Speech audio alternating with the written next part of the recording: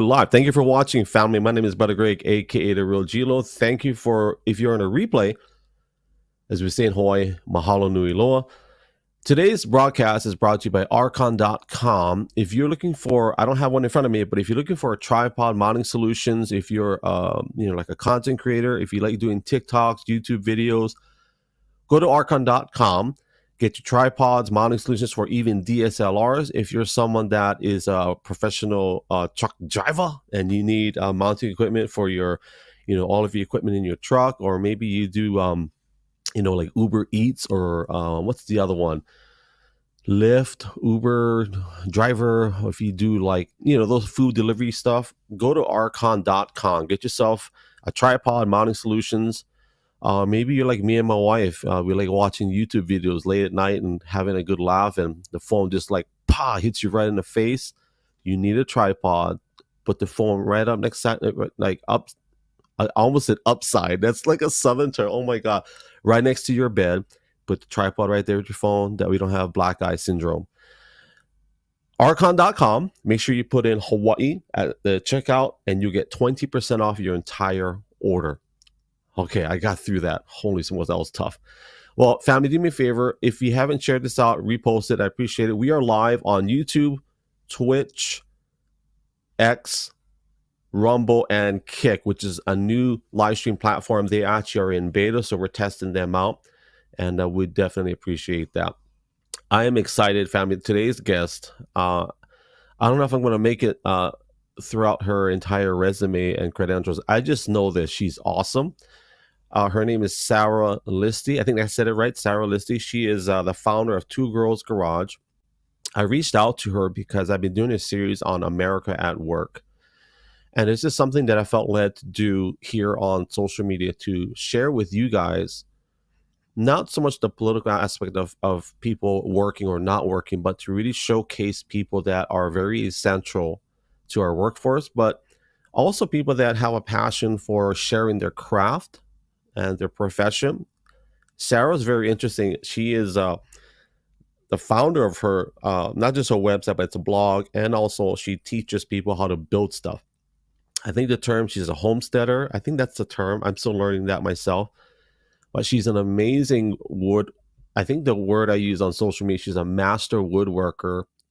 She's a tool evangelist. I think she's a power tools evangelist. I don't know if that's even a word, but I just decided to call her an evangelist because she has such an amazing repertoire of tools. She has what I would consider my dream workshop. Even though I don't know how to use all those tools, that would be my dream workshop. She's also a very avid content creator, does amazing videos, as you'll see. She's got quite a bit of followers on Instagram, and here on X, for those of you that watch on X, got a pretty good following and some pretty good momentum. And so we're excited to have her. I'm done talking. We're going to play a short introductory video, and in about 44 seconds, you're going to get a chance to meet Sarah Listi, the founder of Two Girls Garage.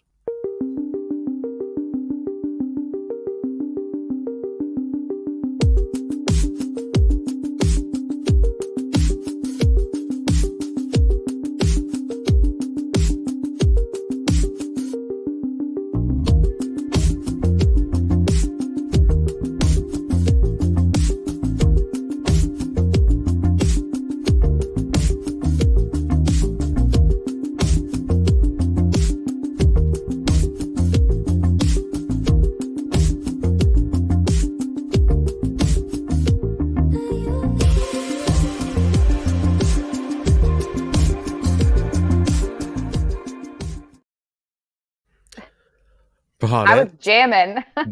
that took me forever to work through. Sometimes I'm good, and sometimes every time I get started, it's my heart is pounding. It's like I gotta get this, and then I'm like, did I miss anything? I always get nervous. So you killed it. It's so much easier said than done. Like, I think being in front of the camera, especially when there's people watching, is totally different than even like so much of what I do is like recorded and then I edit and then post. Like, that's hard enough.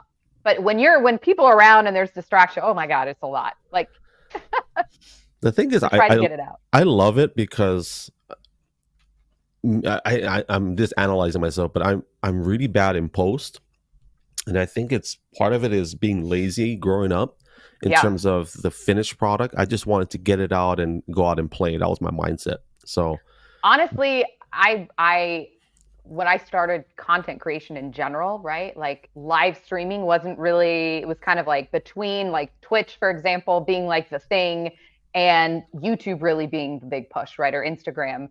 And honestly, like I wish I had gone that route because it's so hard to like film. I have hundreds of hours, like thousands of hours of footage on my phone. And sometimes sitting down and editing it takes so much that I'm the same way. I just wish I could just say it and get it out and just be done. Like here it is. Enjoy. so you started. Let's get right into your woodworking Yeah. because I definitely want to get into that. Um, when did you start woodworking? At what age? So this is such an interesting story. Honestly, I like to joke that like I kind of grew up with a power tool in my hand. My dad was sort of like the original like DIYer. Like the soundtrack to my childhood was like Bob Vila and like Home Improvement and all of those like classic This Old House shows. Like, and I so much I take after him where that like hunger for knowledge and desire to like figure it out and to push yourself to try new things and honestly, it's something I really admire. My dad worked a full time job and then would do all of these things on the weekend, from like rebuilding engines to one of the biggest things that I would say like really got me interested in it because we were always helping him do stuff, but he Right. built an addition on the back of my childhood home so that my sisters and I could all have our own bedrooms, which when you're like 10, that's a big deal. Like that was, I mean, I just was in awe that he could do that and to like actually dream something up in his mind and make it happen. And so obviously I always was interested in it, and then I took time in my early 20s. I was a stay-at-home mom for several years. I mean, I have a 13-year-old and a 10-year-old now, and when my son was a couple of years old, he had gone through a lot. He was diagnosed with autism at 4, so that took a little longer, but there were At certain four? at 4. It was Wow. there's a lot there. There was Okay. he had like recurring ear issues, and so there was like some of it was like how much of it is this, how much of it is that, and so it took. I mean, he was 4 and a half really. And honestly, there were so many things that we needed to like help make things easier around the house. And so I kind of one day was like, I'm just going to build this. I'm just going to make this. And so I credit him a lot with it because, you know, I had the natural ability from my dad and like the background and being able to do stuff myself. And, he really taught us to like, don't bring somebody else in, at least try to fix it. Like it's your time, but like, if you have the tools, go for it. But then I credit Ben with really pushing me to like create things to make life easier for him and for us at home when we need it. And honestly, he loved working with his hands and the sensory experience of building things in general. And so it was this really cool early experience for me as a mom where we got to really connect. And especially with a kiddo with autism, he was nonverbal till he was 6 and a half. It really was such an impactful, like, I don't know how I could have not come out of it falling in love with the experience.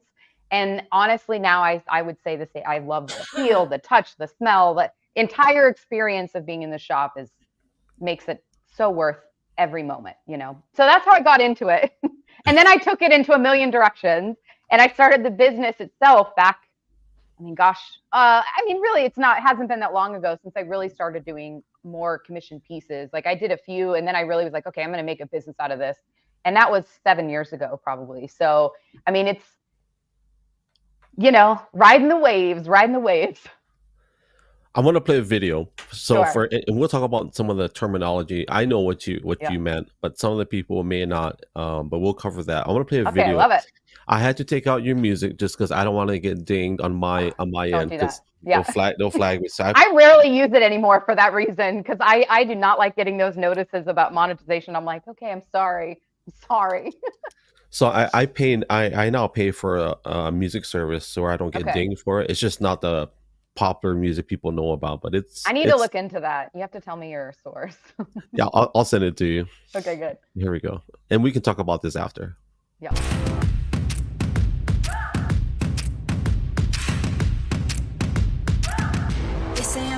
They say I'm down, but what they don't know, it's where I've been and who I am, all the ways I've grown. Blood and the sweat, tears and regret made me hard as stone. On my own,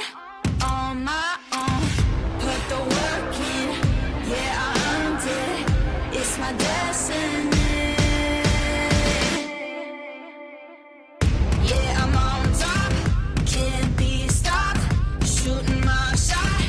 Oh, oh, oh, yeah, I'm the one, I'm a legend, get what I want. Oh, oh, oh, yeah, I'm on top, can't be stopped, shooting my shot. Oh, oh, oh, yeah, I'm the one, I'm a legend, get what I want. Oh, oh, oh, do a double take, see me on fire, see that I can't break. Knew I'd be great, knew I would rise through all of the pain. All of the love, start with it now, keeper of all faith, never change. Put the work in, yeah, I earned it, it's my destiny. I was jamming the whole time, by the way. First of all, content aside, I want to just uh we're both married, kids. Yeah. We have a life that's very taxing outside of social media. Sure. One thing I want to really highlight, and I think this is important, and we're not gonna like just highlight one like girls or guys, but here this is very important. And this is what I notice about your work and your content. There are very few people that are willing to be open with their life, and don't take this the wrong way, but you're willing to No. show your entire body in a video without the context of how do I look. I'm not saying you don't care how you look, but there are some people that will never show their Yeah. like who they are. They'll just show a filtered version, and nothing wrong with filters, but I think a lot of people on social media they will not show themselves until there's a filter Yeah. and there's a right angle. Right. And I think that's Honestly, it's funny, you know, I'm sure you get the same sort of thing with social media, and you hear a lot, right? There's a lot of criticism. I have totally been criticized so much physically.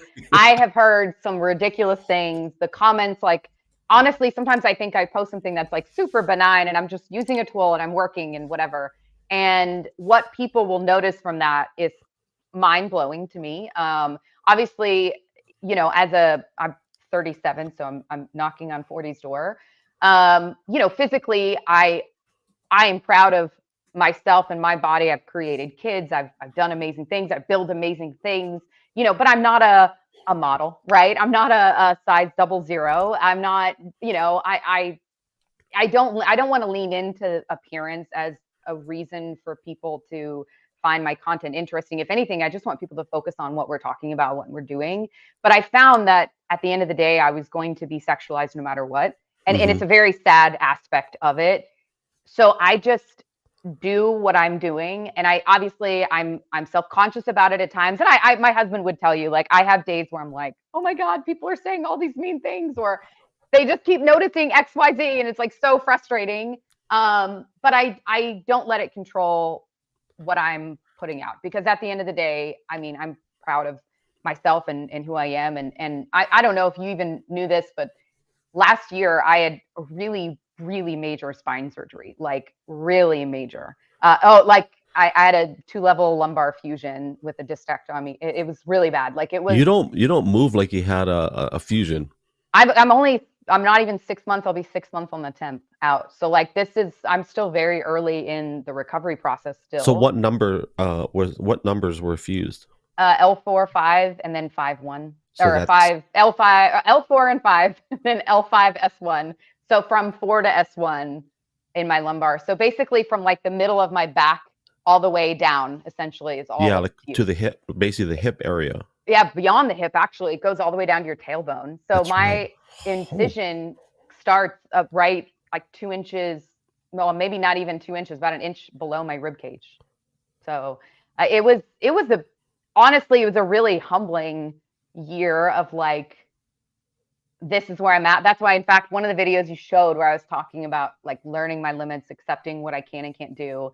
And even when it comes to physically, you know, like I saw a lot of things change physically with last year. And I'd had chronic back issues for like 20 years, but I really slowed down at the beginning of last year and physically could not do a lot of what I was doing. And I really paid for it, and my family paid for it because I was trying so hard to keep up with work. And then, you know, you only have so much you can give, and when your body is kind of quitting on you a little bit, you're kind of pulling from an empty cup. And it was, you know, I could say so much that like I gained weight and I'm not as in shape, and I'm still like don't have the endurance I did a year ago. But at flip side, like I could have been paralyzed. So I feel like you have to really keep it into perspective in like what matters and what's important, because in the grand scheme of things, the fact that I can walk and am still doing what I love is such a gift. I'm just going to focus on all the good parts, and I'm not going to worry about little stuff, you know? And you don't look like you've had back surgery. I mean, are you it was bad. You're in Texas, the state of Texas? Yeah, I live a little north of Houston. Okay. I'm born and raised, so I'm rocking it out.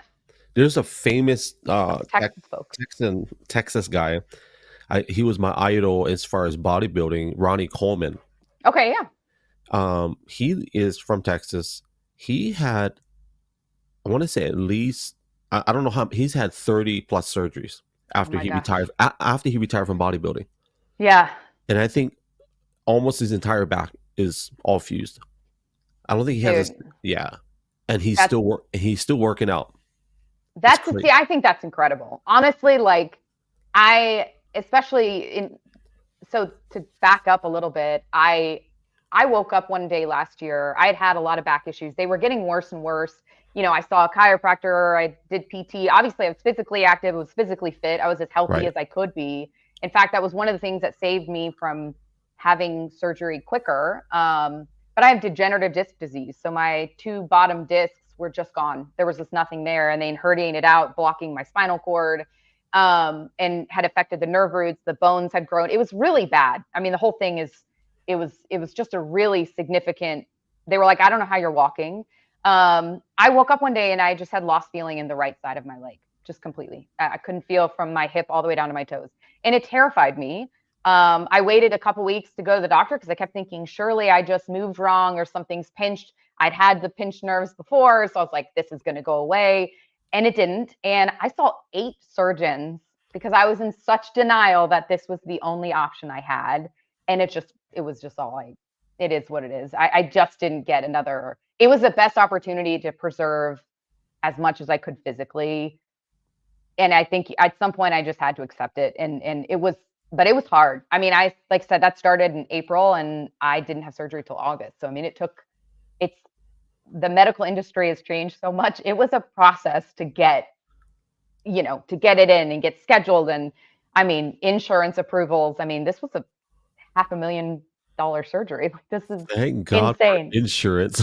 I know. I have great insurance right now too because of the show. I had my SAG insurance, which was amazing. But yeah, I mean, I think the last I checked, it was actually closer to like $650 for the surgery. I mean, and we can go on that hole really deep because that's everybody connected to the medical industry that wants to get a piece of that pie. That's why it's so expensive. It's so twisted. It's funny. My family has worked in insurance, and so I see it. I saw it from a certain angle for a lot of years because, of course, I mean, there's a point where you're like, this is what I'm hearing, this is what I'm hearing, and I had a lot of big opinions. But I would say that over like the last, I think especially with Ben when he was first diagnosed, like that changed everything about how I viewed everything. Just the arguing about approvals and what was he eligible for, and I'm like, I don't understand. This is the only treatment. I can't even. I spent so many hours arguing with insurance over those early years that it's just, yeah, it was so disheartening. It was such a experience. And so now I'm like jaded, right? Where I'm like, I know that it's twisted and I don't understand how like they bill out $600K and then the insurance, like right off the top, half of it goes away. And then somebody called it insurance accounting. And I was like, that's the best. That's exactly how I would call it. Like that, only they could call it that. Well, weird. My mom was, when I was a kid, my mom was in the medical industry on the business end of it. Yeah. it's funny because my wife, man, when she has time, I'll have her meet you. But so Yeah, I love that. our youngest son, I'm trying to get my wife's attention. So Gideon has what sensory what? Sensory processing disorder. He Oh has yeah, a sensory processing disorder. So very similar. We had to do sure. speech therapy when he was he was obviously very verbal. He's very verbal. Trust me, he will. Right. He's very physical too. I love that. So he needs that touch, right? Yeah. The Yeah. funny thing is, um, because he needs to touch and be active and do things. If we tell him to clean, he can't resist it because he wants to get his hands involved. Oh, I love that. But That's amazing. but he hates cleaning. So just that's the funniest thing. Because he's a germaphobe. He can't Okay. stand Okay. germs. But when he sees stuff like he's like, it's like an internal struggle for him. Like, you know, and my wife and I were laughing the other Oh. day because he was cleaning our bathroom and he was cleaning it so terrible. But he was in his mind he was working hard. Sure, of course. Yeah, Yeah. yeah. Which is kids. The best part of kids is their innocence. And you're just like, please just keep going. Like I'm gonna say nothing. And that's hard, I think, as a parent, right? Because if you're like, I'm sort of type A and I want things done a certain way, my poor husband has to deal with it too. Because I'm like, don't say anything. And he can tell that I'm like, I'm trying not to be critical. And it's definitely something you learn. We've been together 25 years almost. So it's like it really takes working through like I need to not say this. This is not worth saying. Be cool, be cool. And he sees it and he's like, what am I doing wrong? And I'm like, I'm sorry. I'm so sorry. Please just do it this way. And he's like, okay, fine. Which is good. But you know, with I agree with you with the whole medical aspect because Yeah. everybody has to get their piece of the pie. When they see a big Yeah. ticket item, they're going, oh, wait, hold on, let's get approval. It's like, Exactly. yeah. Well, and what's crazy is like here's a fascinating thing, right? So I have titanium discs, right? So I have spacers that are in my spine now that are titanium, and then I have 2 rods and 6 screws, right? And that alone was like $80,000. And you're like, you, me, and the trees know how much titanium makes. And of course, this person needs to make money. Everybody's here for that. But it does seem like, and maybe it's just me, and maybe it's just, I think, me being kind of glib with seeing so much over the last few years. And especially with my son, like, so he has autism. That's part of it, right? But he also has an immune disorder that caused epilepsy, right? So there's a lot there, and we've seen a lot of specialists over the years, infectious disease and this. I mean, it took years to get to where he is now, where he's physically as healthy as he is. But you start to really get that, like, at the end of the day, they're not going to make money if people aren't Sick. needing their service. Yeah, it's horrible to say that. Like, you don't want to believe it, but it's true. I mean, it's a really frustrating aspect of it because you're like, by that same extension, they also know that if something they don't want to pay for, like, not everybody is going to spend the time to fight it. And Yeah. that's so frustrating too. Because, like, even with the surgery, they were more than happy to cover that surgery because it meant that basically, in theory, while you may have to have another surgery, odds are your insurance will have changed and it won't be their problem. But not only that, like, if you do one of the less invasive surgeries, which again, I wasn't a candidate for, that you needed approval for because in their mind, they could, like, even if you had that done, odds are it wasn't going to solve the problem and that you'd be back doing something else in 6 months or a year. Like, that is so crazy to me that, like, I mean, how is a surgery that's $100,000 harder to approve than $500,000? Like, what? I mean, I don't.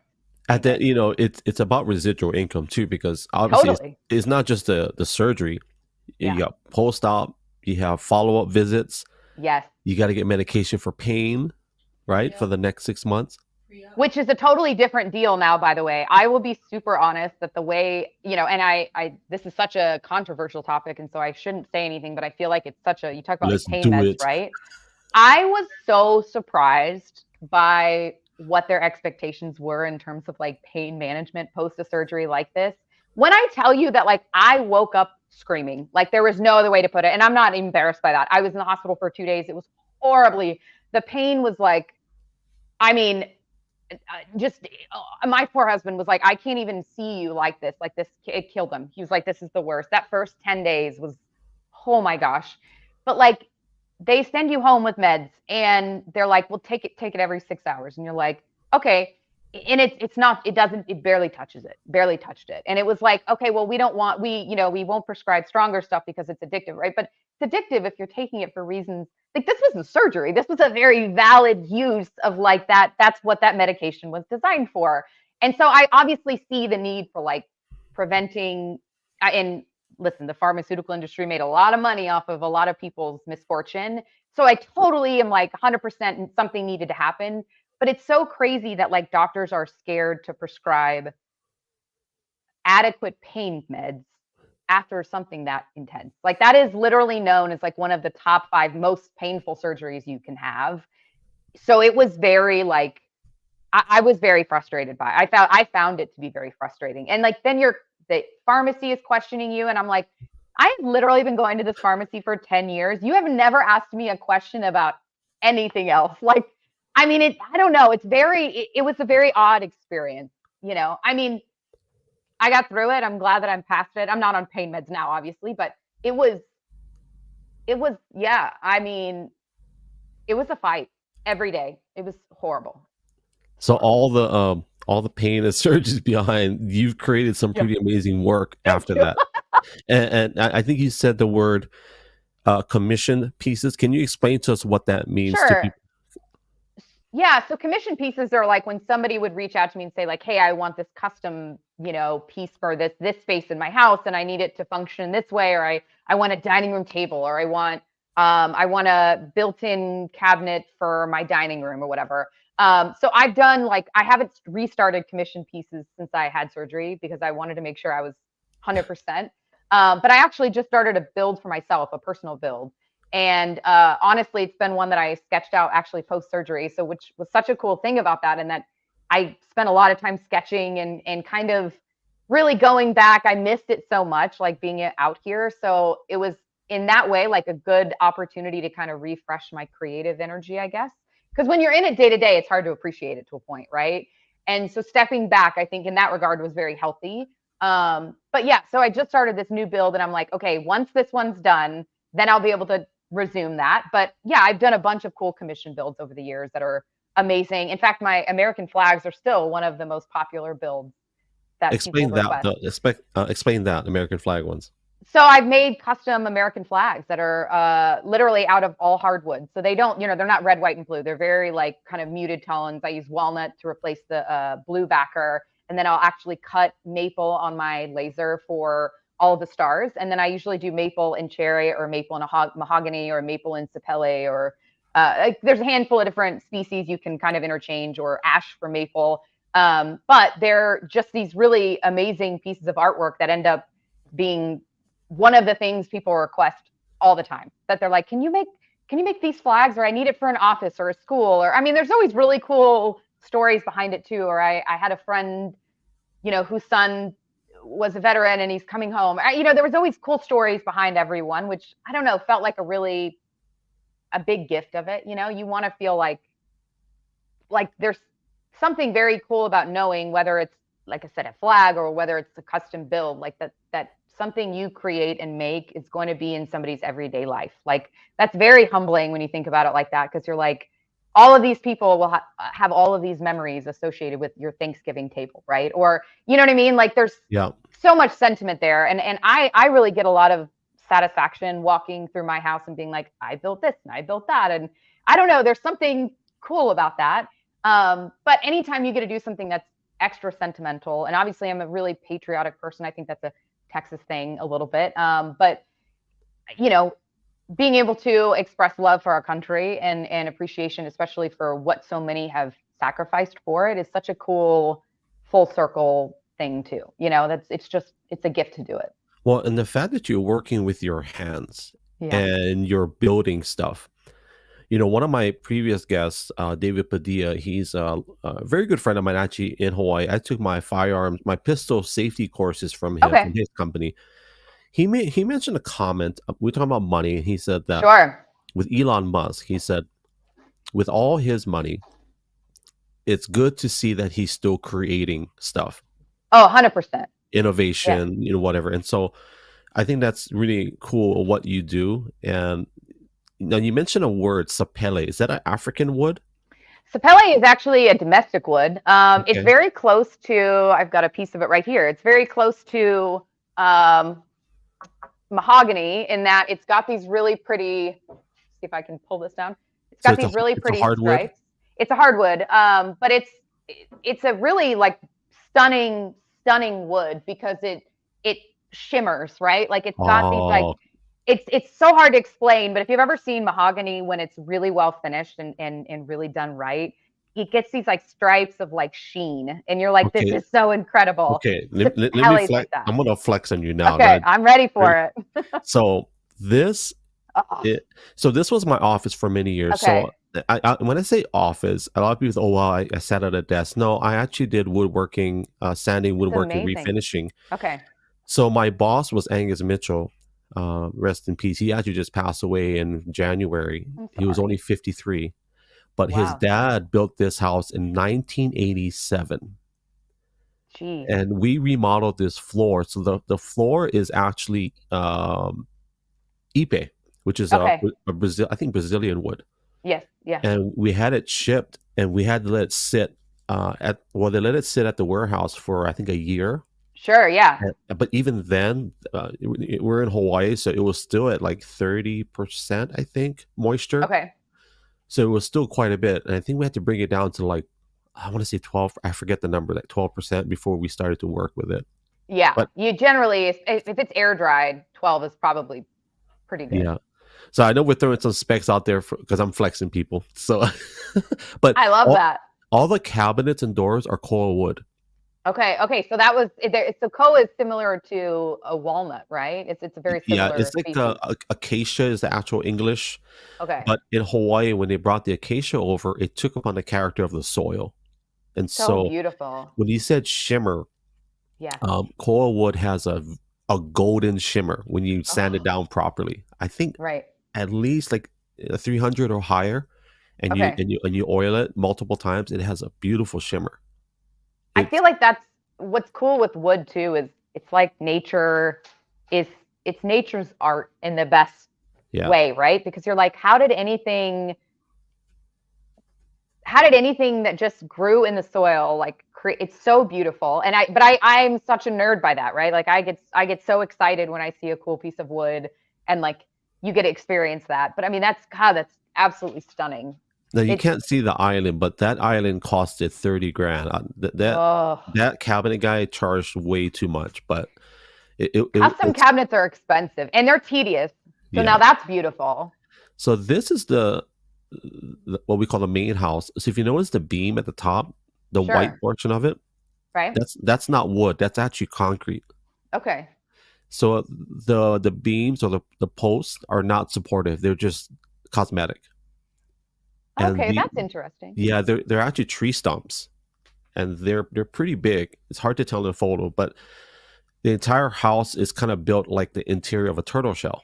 That's what it Oh, that's represents. cool. Okay. Yeah. Because I saw the curves and I was like, that's really cool because there's curves everywhere, which is pretty neat. But this is I don't think there's any hard corners on this house. Everything Love is that. rounded, yeah, which obviously took a lot of time and money. No kidding. The picture on the left, I worked on those quite a bit. We had to take those out and really preserve those. Those are made out of monkey pod. Okay. So monkey pod's beautiful too. That's amazing It pieces is. of wood. That's actually a pretty common imported wood. That's from, I want to say it's from Brazil or Costa Rica is where monkey pod comes Yeah, from the most. it does Um, well in those type of climates. Yeah. Beautiful though. I mean, those stairs are Well, absolutely stunning. so this was designed in the 80s. So the guy, I can't remember his name, is a very famous designer and architect. He designed those steps. It's so funny. He designed them to have a tone. Okay. So I don't know how there's some science to it. So every time you step on one, it makes a tone. So he made it like a bongo or congas. Okay. So when you step on it, it goes dum dum dum dum dum dum dum. So you That's literally, amazing. yeah, I and mean, yeah, like I would have never thought to do like honestly, I feel like I need to try to do this now. I need to look into how to do that because I feel like I'm missing out, like not having a Well, like a I song when I walk I up my think the stairs. secret is the obviously the design of the wood, Sure. but also the acousticness underneath. So Yeah. there's a chamber underneath too. That's so incredible. I Yeah. mean, how create like that's I mean, what a amazing you're like obviously aesthetically it's stunning. Now that's beautiful too. Yeah, that's incredible. So this is mango wood. Okay. I don't personally like mango wood, but it's still nice. It's a and this came from the property. This we had to cure for I think 6 months, and it was still warping. So Oh, okay. and it did split in some areas, and we just filled it with epoxy and You gotta love epoxy for that, right? Epoxy yeah, fixes most everything. we trust me, bro. When your property is on the ocean, you're gonna have to learn how to use epoxy. Yeah. I mean, we're so where I'm at, we're on like former wetlands, right? So we have humidity year round. I mean, it's almost 100% humidity 12 months of the year. So I definitely relate to you on that because it's like there's no way to escape. You just have The to kind of do the moisture. best you can. Yeah. I mean, and if you have to be smart about it and compensate. Now, I mean, say, I think that's beautiful. So yeah, with the oil, we use teak oil, so Yeah. that's the Okay. finish. But yeah, Yeah, that's stunning. so on wetlands, do you have like streams running through your property or close So to it? we're on 3 acres. We have culverts. We have several French drains that drain out. But no, we don't have streams per se. Now, bordering our property is a drainage easement. So obviously, a lot of this has been built out. Where I'm at, I live in a small neighborhood that's only got like 30 or 35 homes. But we're close to a national forest, and so a lot of the water sort of it's kind of like it's not so much streams or lakes. It's just wet. Everything is wet. So we have like concrete foundations, which I don't know what y'all have in Hawaii because y'all have a lot of elevation changes too, right? Yeah, yeah. And you're in Oregon now, so you probably are dealing with a totally different structure. I live in the desert. Like, oh my gosh. Oh, okay. I thought you were in Oregon for some reason. No. So Oh, okay. we're in a high desert, and so my all my instruments that I shipped over, they're Okay. starting to dry out. So I got to figure out how to bring the moisture Yeah. back in. See, that would work. That makes sense. I mean, I can see where that would be an issue. It's funny though, because like because of how humid it is, and so all of my wood I keep on this side of the shop because it's climate controlled. I have a small mini split out here. And this portion of the shop I actually built myself. So it was a slab when we bought the house, and I did everything but the framing. So it's in the roof actually, so which is really cool because it was months of my life, but it was such a dream of mine to do it. I think again inspired sort of by my dad building an addition when I was a kid, and I was like, I want to do this, right? I want to do it, and so I did.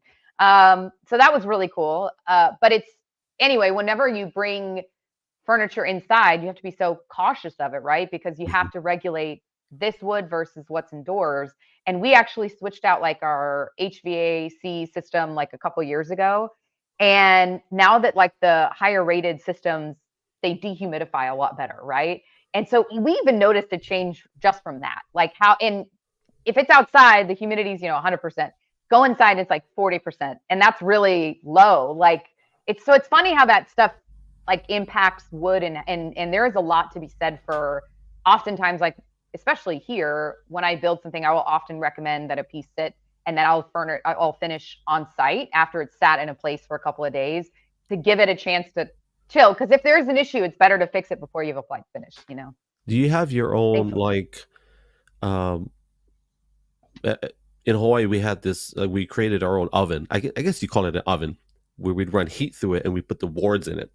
Oh, And okay. it kind of sped up the process, but you just got to be careful because we'd have to clamp it down to where Yeah, it wouldn't twist. So right. do you have anything that you do that with, or you just let it cure naturally? So I don't have a kiln. Most of the wood I purchase is kiln dried already. Okay. So once it's been dried, yeah, you don't really have to do too much to it unless it's outside for some reason. Now, if it's in the rain or if I like was going to take one of our oak trees, that I would have to let sit for probably a couple of years here. But yeah, if you do that, yeah, if you air dry it, it can take years to dry Yeah. out fully. I mean, a long time. And if you do rush it, especially if it's partially dried and if it's wet on the core, it can warp really bad. I don't think people really understand. There's like a science to making wood usable from a tree stump, you know? And so it's kind of crazy that way when you think about it, because there's a lot of technology that goes into that. And funny, a friend of mine owns his own milling. So he will go and, like, say you have a tree on your property that you want taken down. And he's local to Houston, which is cool. He'll go and take it, cut it down, bring it back to his shop, mill it, and then he dries it and sells it, you know, or dries it and he's commissioned to build something from it for the resident. You know, maybe it was a tree that was sentimental. So that's always kind of cool too, because it's a way to really make it sustainable, which is neat. Yeah. You know, I think a lot of people, if they have trees that need to be cut down, they cut them down and they mulch it and call it a day. They never mess with it. You know, just kind of sad. It's Yeah. wasted, you know. Save it, use it for something. Totally. I mean, even if Yeah. you're just using it for firewood, don't throw it away. Like, I don't know. Call me crazy. I guess mulch is needed too. That's fair, I guess, but still. So I seen in one of the videos, do you have a planer? Is that what you have in one of those videos? Which video was I it? don't know if it's a plan. I have a plane. I have a big planer. Actually, I have a 20-inch helical head. That's an incredible. It's a 5 horsepower planer, and it's was one of those really big investments that I made, and I love that thing so much. It's so incredible if you're running bigger boards or if you really Yeah. need to, like, take quite a bit of meat off it. Now I've had several straight knife planers that were smaller. Like I had my 13-inch DeWalt that I used for years and I loved that one. And then I have one from Ryobi. I've used one from Rigid before. I've had a bunch of, I mean, honestly, I've had a bunch of planers over my lifetime. But no, now I have the big one. So we'll talk. I probably pulled the trigger early on that, but let's talk tools in a second. But before we Sure. get into tools, you talked about designing a piece. Yeah. How do you start designing? Are you on a computer? Do you get a napkin and start drawing it out? How do you start, or is it all of the above? How does it work for you designing a piece? It's funny. I am one of the most old school people. I have tried 3D modeling software. I find it very tedious. I wish I was like had the patience to do it, but I'm better at building, right? So I will sketch out. I do a lot of art too, to be honest. Like I do a lot of painting and coloring and a lot of I really, especially like recovering, not being able out here to create the art that I do with wood, I needed an extra outlet that was creative. But I have sketchbooks, just a stack. I mean, probably 30 of them that are just sketches of work that I either have built or want to build at some point. Just ideas that I'm like, this pattern would be really cool, or this species would be really cool. Like for this piece that I'm working on right now, it's going to be a really neat coffee bar that's got a built-in with drawers and water. It's going to be kind of confusing, but like it'll have my coffee set up, but it'll also have all of like the tea bags, coffee, etc. Then I'll have like a 5-gallon jug to feed water into it because I like things to be easy too. Anyway, so that the piece itself is going to be a really big, massive piece. So I always sketch out aesthetically what I hope it looks like in a space. And then I'm a big functional person. So I always say like function has to come in. Function before aesthetics, really, right? So I want it to look good, but it needs to serve whatever purpose it needs to serve. Otherwise, I feel like it ends up being disposable, because if you're basing your furniture on trends, right, eventually that trend is going to go out and something else is going to come in. So when I design, I really try to hone into like what is needed, what is the problem we're trying to solve, where is it located? It has to be practical. And then, you know, I'll focus on from there, making it pretty, you know? So yeah, I sketch out. I'm so old school. So there's a reference. I don't know if I can tie this. I don't know if I can connect this dot to what you're talking about, but my friend who is a police officer, he teaches firearms. He says, you're responsible for every bullet that leaves your gun.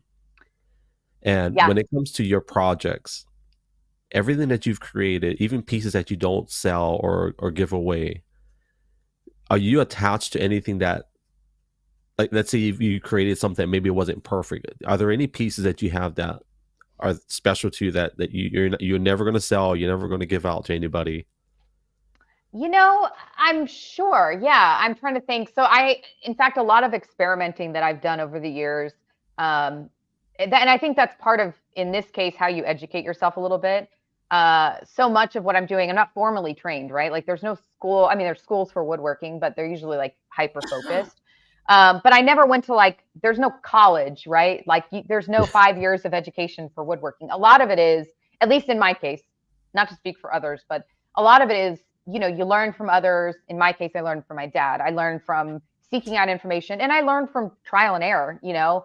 So like, especially when I first started working with epoxy, I was really interested in creating like faux marble, right? I love the idea of being able to say, imagine on a big scale, like you have a dining table or a coffee table and you have beautiful walnut, and then it looks like as if the marble and the walnut are one piece, right? Like, so it's hard to explain, but like in aesthetically, like that's such a cool idea of like soft and hard, and of wood, which is so organic and natural, to like stone. That transition is really cool. So I played around a lot with recreating that stuff. Some of those pieces aren't ever designed to be sold. They're just part of experimenting, you know. But I wanted to finish them because I wanted it to look good, you know. So it's kind of like your education, basically. Yeah, I think you learn from every one of those things. Another one was, in fact, this is one of the first projects I did after surgery. I really wanted to work with crayon and epoxy, right? So and people have done them melting, whatever. I was like, yeah, this is cool, but I wanted to do something like different. So I sat there shaving crayons so that it made like powder. Okay. Like, I know it sounds weird. And then I did another thing with epoxy, and it was a quote that says, even broken crayons still color, right? So the goal being that, like, you know, you're going to face obstacles in life. Things are going to step in your way. Things are going to fail. Things are going to be different. You're going to maybe be outside of the society mold, or you're not going to fit in a box that somebody wants you to fit in. Like, just because you're not perfect based on somebody else's standard or even your own standards doesn't mean that you're not capable of doing cool things, or like that you're not functional, or that you're not worthy or good, right? And I feel like that's such a powerful message in my own mind. So it felt like such a cool project. That one meant a lot. That's something I'll keep forever. Like, I can't imagine, it's in my house. I can't imagine it. So you shaved the crayons. Did you mix it with the epoxy, or you dropped it in the epoxy after it was set? Or how did that look? So it's cool. I put a small layer of epoxy in the bottom. I carved out that quote within a piece of walnut. I'll send you a picture of it. It's really cool. Okay. I carved a piece of walnut out, and carved this quote, and then I put a little bit of epoxy to create like a foundation for it to stick to, and then I shaved the crayons into it, because I wanted to also look not unique color, right? Because if you mix it in, then it has a tendency to like not be well distributed. Yeah. And so I wanted it to look as if all these colors matched together on each letter. And so cool. It was really, honestly, like, I want to do it on a bigger scale. I think it's such a cool project.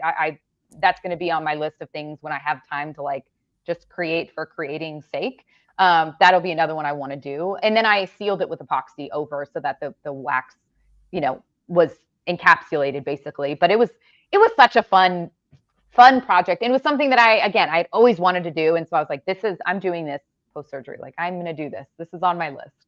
I love working with epoxy. I just wish it wasn't so expensive. Like, just for a half gallon, the one that I used was like $800 for a gallon. Oh.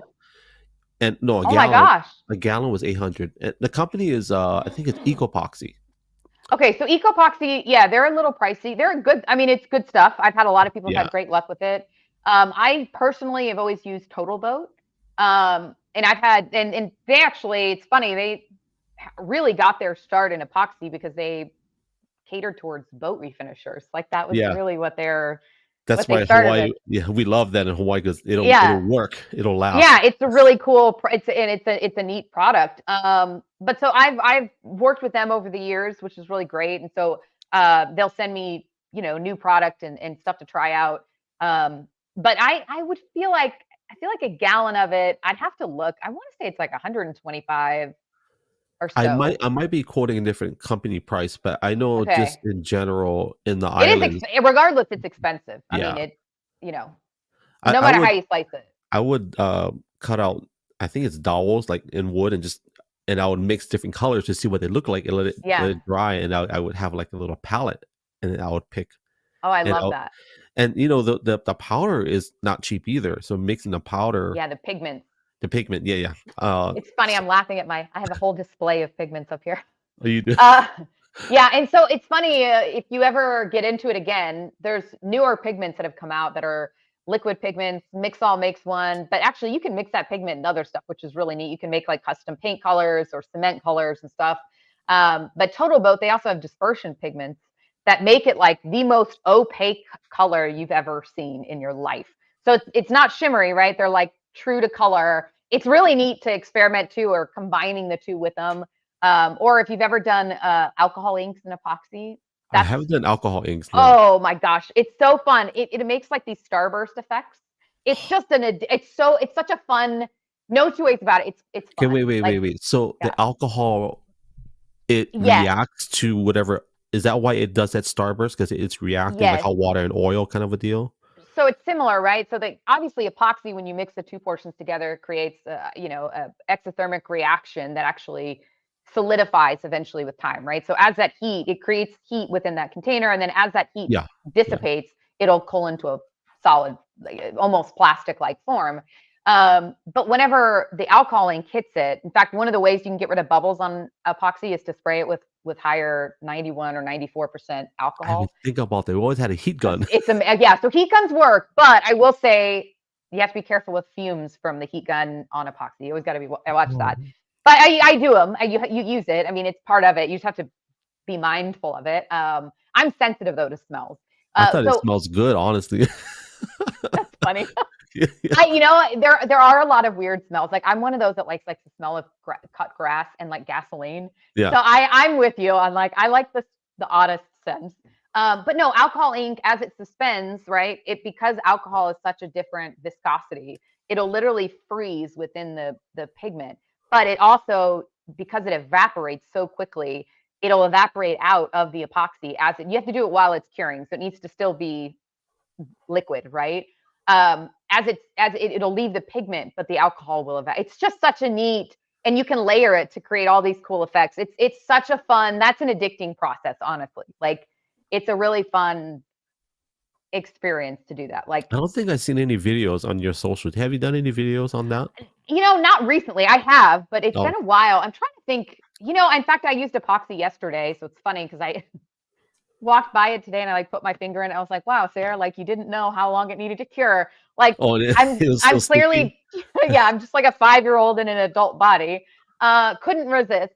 But yeah, so I do quite a bit of epoxy work, but it's not as artistic anymore. But I need to change that. I feel like that needs to be, I'll have to bring some of that back. In fact, my daughter and I did some with alcohol ink for Christmas ornaments. So one of the traditions I have every year is that my kids and I will make handmade Christmas ornaments, right? We've done like dough ones. We've done ones out of wood that we like, encased in glitter. We did this one cool one that was, it was an ornament with water beads, right? That were clear. And so you could suspend like solid things. And so I cut a bunch of acrylic on my glow forge of like different shapes, like trees and fun stuff. And you could suspend it and fill it with water and it would look like a snow globe, right? Because everything was just floating and the Orbeez or the water beads would disappear. So that one, it's hard to explain, but it was a really fun project with them. But this year we did epoxy ones because they're a little older and they wanted to, which was a mess, by the way. No matter how old your kids are, I was like, why did I think this? I must have questioned my entire life in every moment of that day. But that one was really fun because we played around with alcohol inks and the kids got such a kick out of it. But, I don't share a ton of content with my kids. Like they help me in the shop all the time. Sometimes they're going to be in the background and I can't stop that really, or I choose to like let some of it go. But I've had a lot of people like steal my photos of my kids pretending they're theirs. And that really freaks you out. So I got to be very protective about that. Very careful. You know what? Let's go there because I used to not ever show my kids. Because my social media in the beginning, it really started with live streaming. That's where I really got it. Sure. I didn't mess around with photos. I went straight to live video, and there are a lot of rules that I had to form for myself in the beginning. I never showed, anything in my home that was expensive because my GPS was always on. So smart. Yeah, I didn't want people coming in to like rip us off, right? Right. I didn't show my kids very deliberately for a while, and then after a while, it just inadvertently run around. My son, I can't tell him don't give me a hug, Right. So and it's tough to find the right limits with that because I've had periods where if they're in a picture of the background, even like a glimpse of like a photo of the photo, if you will, I would like not post it And then I realized that I was keeping, let's see how to say this. They're owed every ounce of privacy, right? Yeah, 100%. true. Especially with my son's situation, I even more so felt like I owed it to him out of respect for his complexities of his situation to always be very guarded what I said and what I didn't say. And I feel like I'm an open person, but I also, I want to respect boundaries, right?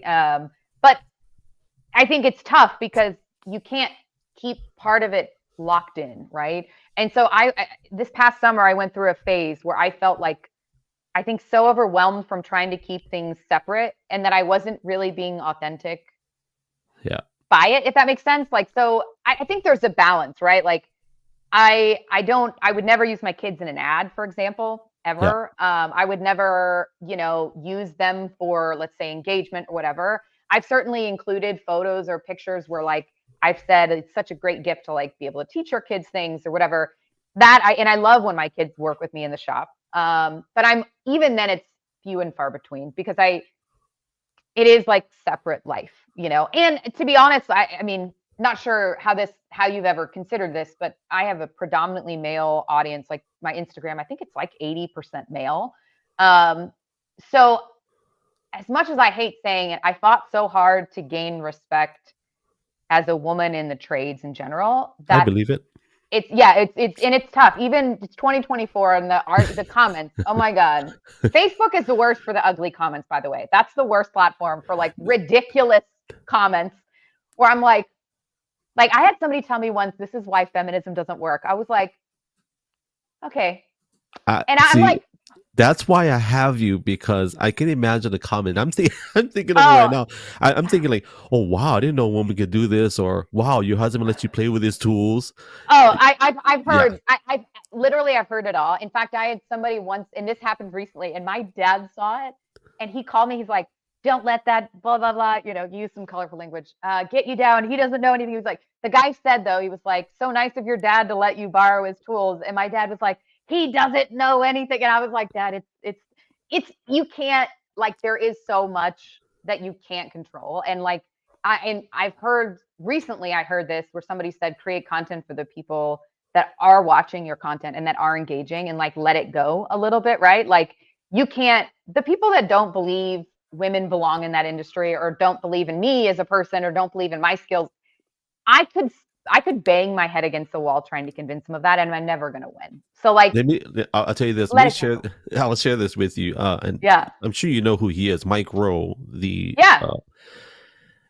And this is, I think, last year, a couple years ago. He said that there is an epidemic of men Yeah. not working, and he said there are 7 million men right now that are unemployed.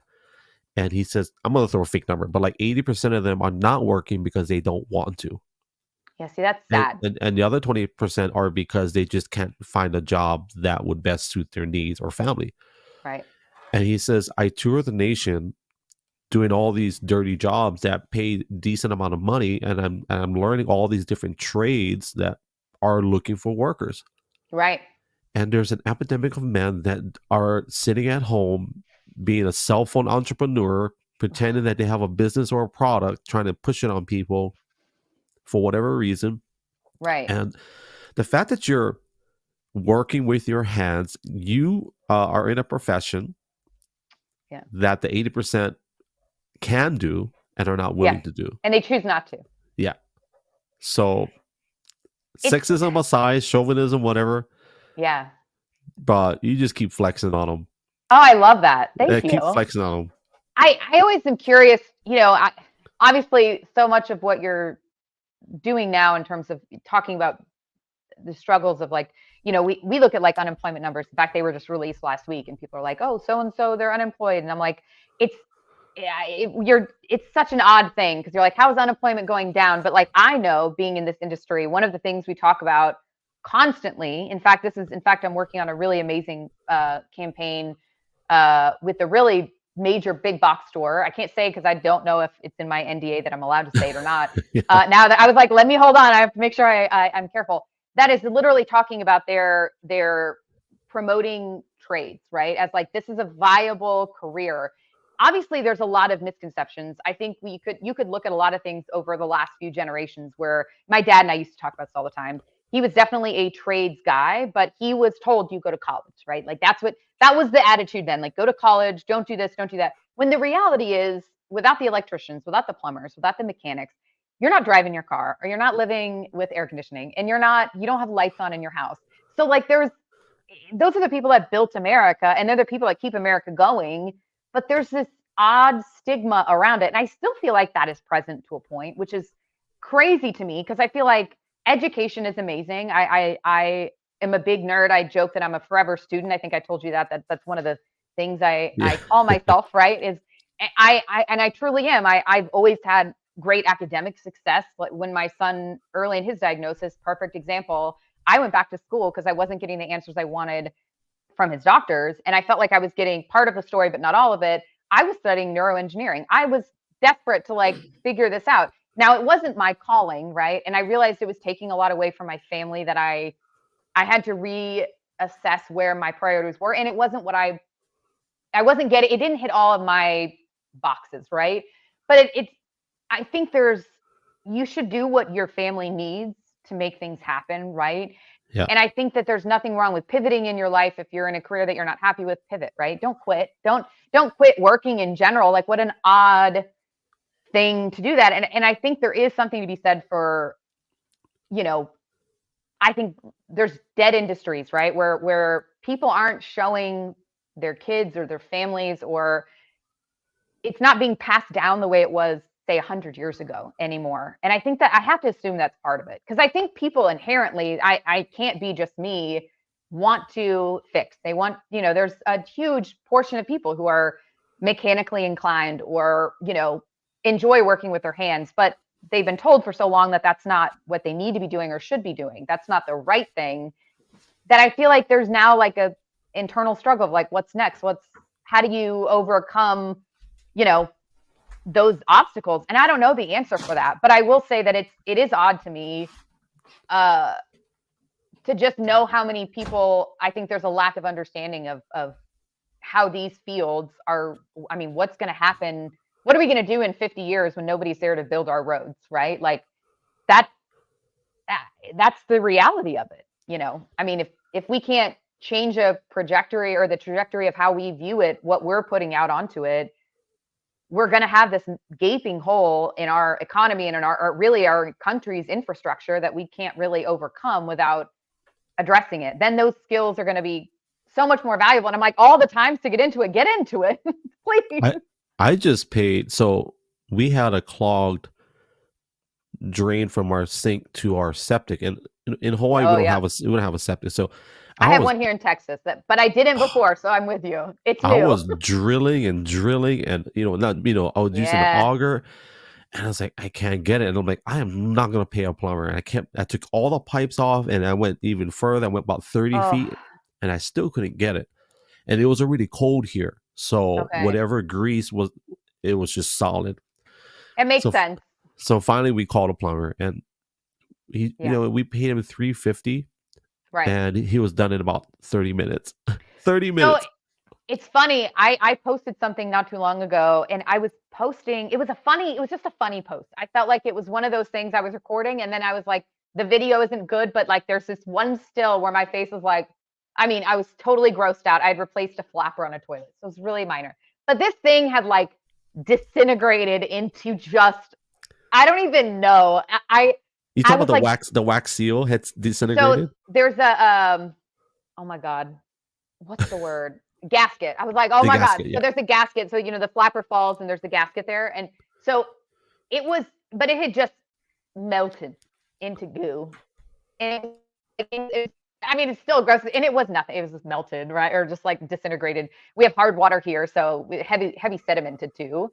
So it's fine. But it was just a funny photo. And so I posted it, and somebody commented about how plumbers charge ridiculous amounts. And I defended plumbers in general. And here's why. I will say, is it? Yes. Okay. But I also know what their equipment and their truck, et cetera, cost. And those men and women, I admire them so much, because like the one time I've called a plumber since we bought our house was over the same issue that we had our septic backup. And I was like, this is outside of my pay grade. Cause here, when that happened, it was coming up out of our shower drain. And I was like, Oh my God. oh, I was like, I'm out. I just don't. It was like Christmas Eve too. I was like, I can't mess with this all night. I have like 15 people going to be here tomorrow. So there was just, I didn't have the bandwidth. And I was like, I just need somebody to fix it now. Right. Nicest plumber in the entire world. And him and I talked about this a lot about cool maintenance and stuff. It was really good conversation. And he charged, I don't remember what he charged. This was years ago. And it was our first experience with the septic too. So I was like, this is brand new to me. I've never had a septic system. So it was new from a lot of angles. And I honestly so I defended plumbers in general for that reason, because like it took him, your guy 30 minutes. It didn't take this man long either, an hour. He came out at 10 o'clock on Christmas Eve though. So like, shout out, they work 24 hours a day, 365 days a year, no doubt, right? And yes, they make amazing money, but think about how many years it took them to get to a point where they could charge what they were charging, right? And so I always tell people, because the guy said, yeah, but sometimes it's, if they're just replumbing a sink, for example, right? It's pretty simple. People could do that. I'm like, right, but they're choosing not to. So if this man could do a job that's messier, right? Like septic, because that is a messy job. Okay. Yeah. That's If worth you're willing- $350. Yes, 100%. Like I Yeah. didn't want to do it for sure. And I'm sure I think it was around the same that we paid, a few $100. If he can use an hour of his time to fix septic for $350 or to replumb a sink for $350, either way you slice it, if you're not willing to learn to replumb your own sink, you don't get to be mad about it. Like that's a choice to a point, right? Like there is very true. Yeah. It's a decision. And I don't judge. If it's not for you, like totally fine, but their time is worth that because they could do that other job making that. You know what I mean? So I don't know. It's an interesting thing because I see both sides of it. I've been the homeowner on either side, and I've had the people come out where you spend all this money and they're like, haven't fixed it. And you're like, why did I pay you to do this? Like you had one job. Well, and frustrating. The truth is, I mean, if we're paying these prices now, imagine if less and less people get into the field. Well, and that's what I kind of sort of, in a roundabout way, I kind of run off on a tangent about it. But that's what's really scary to me is imagine 15, 20, 30, 50 years down the road. Like, what does that look like? And it's going to be a luxury to get services like that. Right. And I think it's funny because within this realm, obviously I've had a great amount of demand, I think, for custom builds, right? And obviously I do quite a bit of renovations on my house. So a lot of the content that we see is me sort of putting sweat equity into my house, which means I don't take a job that week or I don't take a job that month because I'm like, I'm going to renovate this, right? So I built our pantry. I redid all of our exterior brick. I did a lime wash treatment to update it. I did How big is your pantry? So our pantry was a breezeway. Yeah. It is now 120 square foot pantry, which is pretty incredible. So the funny story is we have a decent sized house, but it was built in the 90s. And even by Texas standards, like I think our house 3,300 square feet back then. And then I added 120 for the pantry and I added 600 for the shop. So I've added quite a bit there.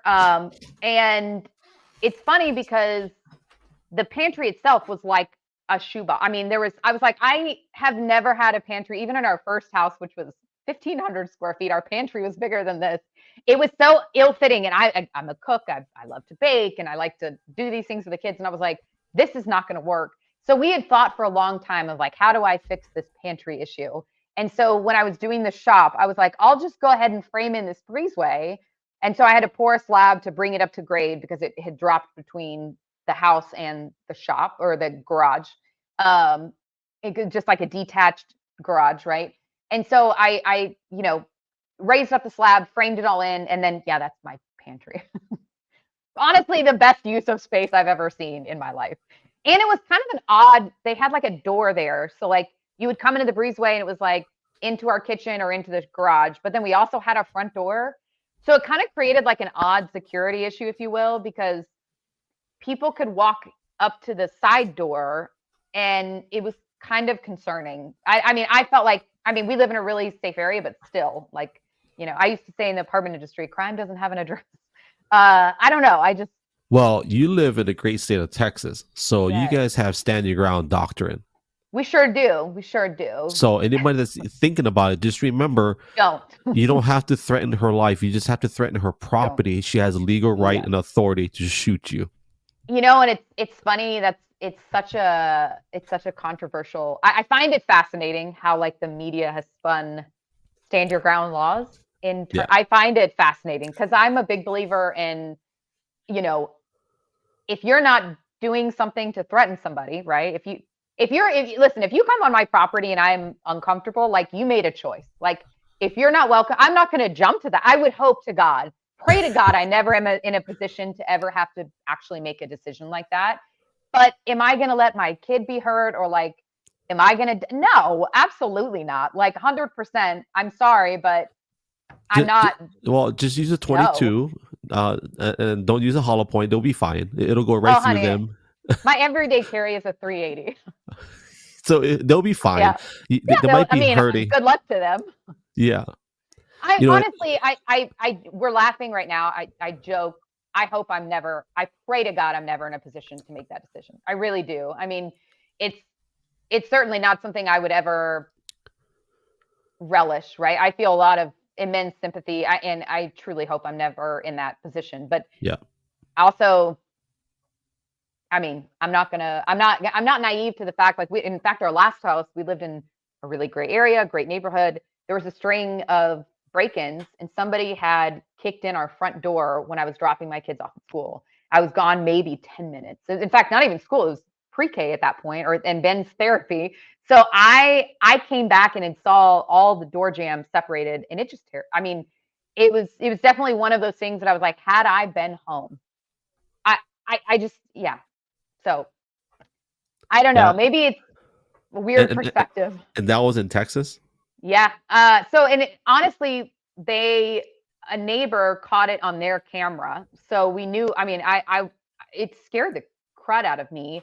And at the time we didn't carry, right? Like, I mean, I wasn't against it by any means. I've always been very like, this is an amendment. This is in our Constitution. This is in our Bill of Rights. Like we have a right to protect ourselves. That's what it is.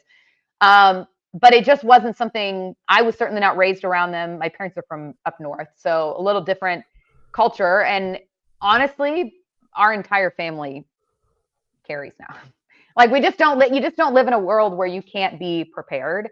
But it was one of those occurrences that, again, I think my son was maybe 5 at the time, so Abby would have been 3, and it was enough that I felt like my husband worked long hours. I just wasn't going to be in a situation where I needed to feel I was going to do what I could to protect my kids. It just was that simple.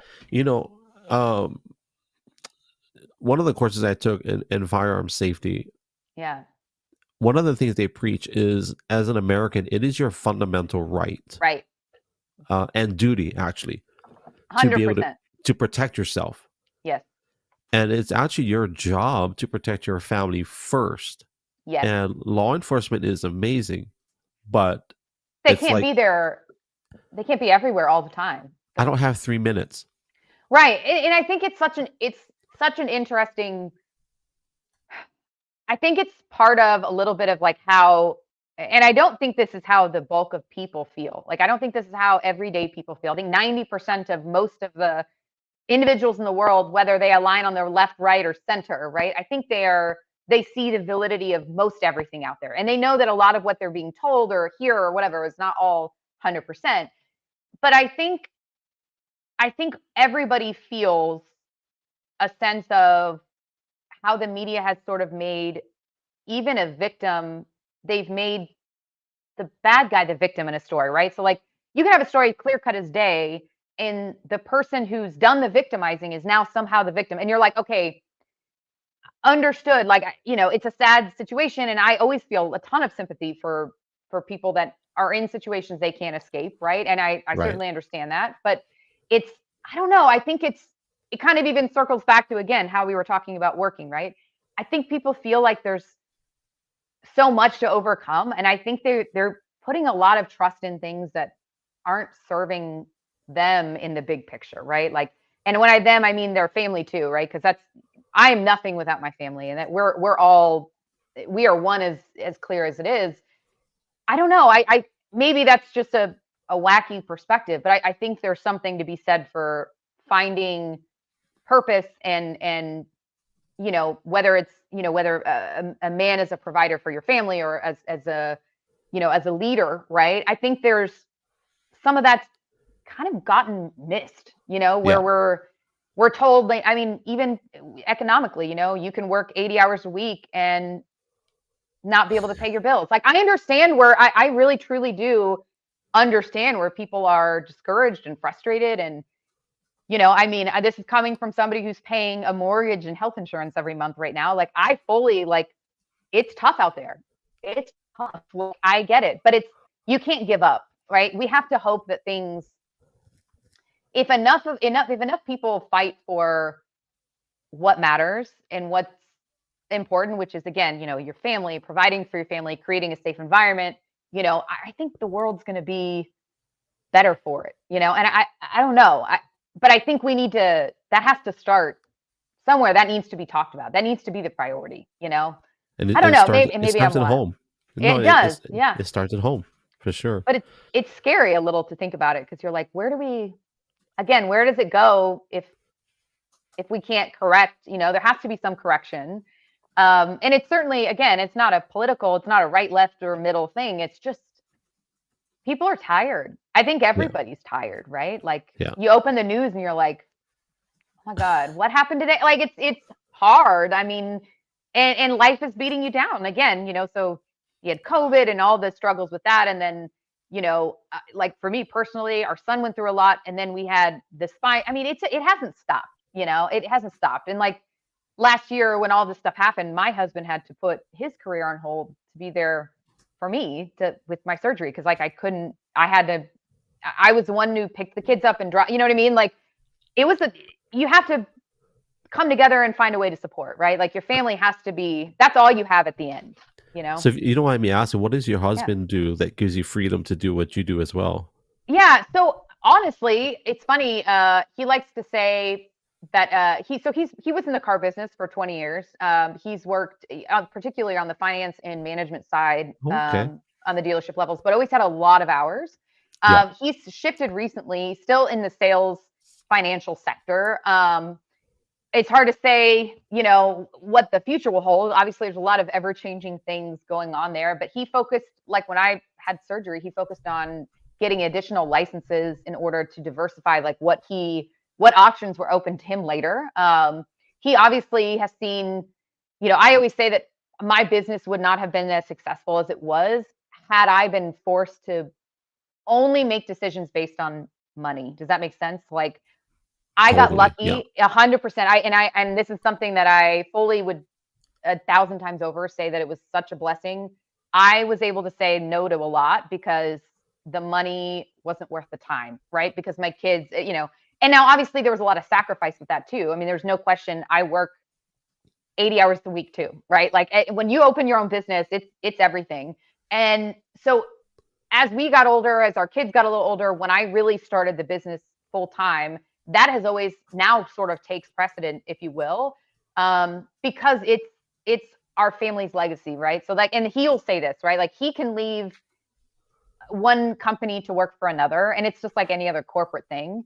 And, like, he's like, at the end of the day, that doesn't say, like, Listi Ford or whatever, right? Like, that's not that's not where and he doesn't want to do that. But this is our legacy, and he was such a big part of building it with me. So I 1,000,000%, like, would have never been able to do it in any other circumstance if I didn't have his support. And he would say a million times he wouldn't have done and been as successful for all the years he was and is if it wasn't for me too. It's a team. You got to have each other's backs, and I was front and center, and I took the heat all the years at home for him, and he's done the same for me. Like, when I filmed the show, that was such a unique opportunity, because I had to be gone a lot. I filmed mostly in LA. It was very hard. I've never been away from my family that much. That was hard. I flew home every day off. It was ridiculous. I think the poor production team was like, Sarah's leaving again.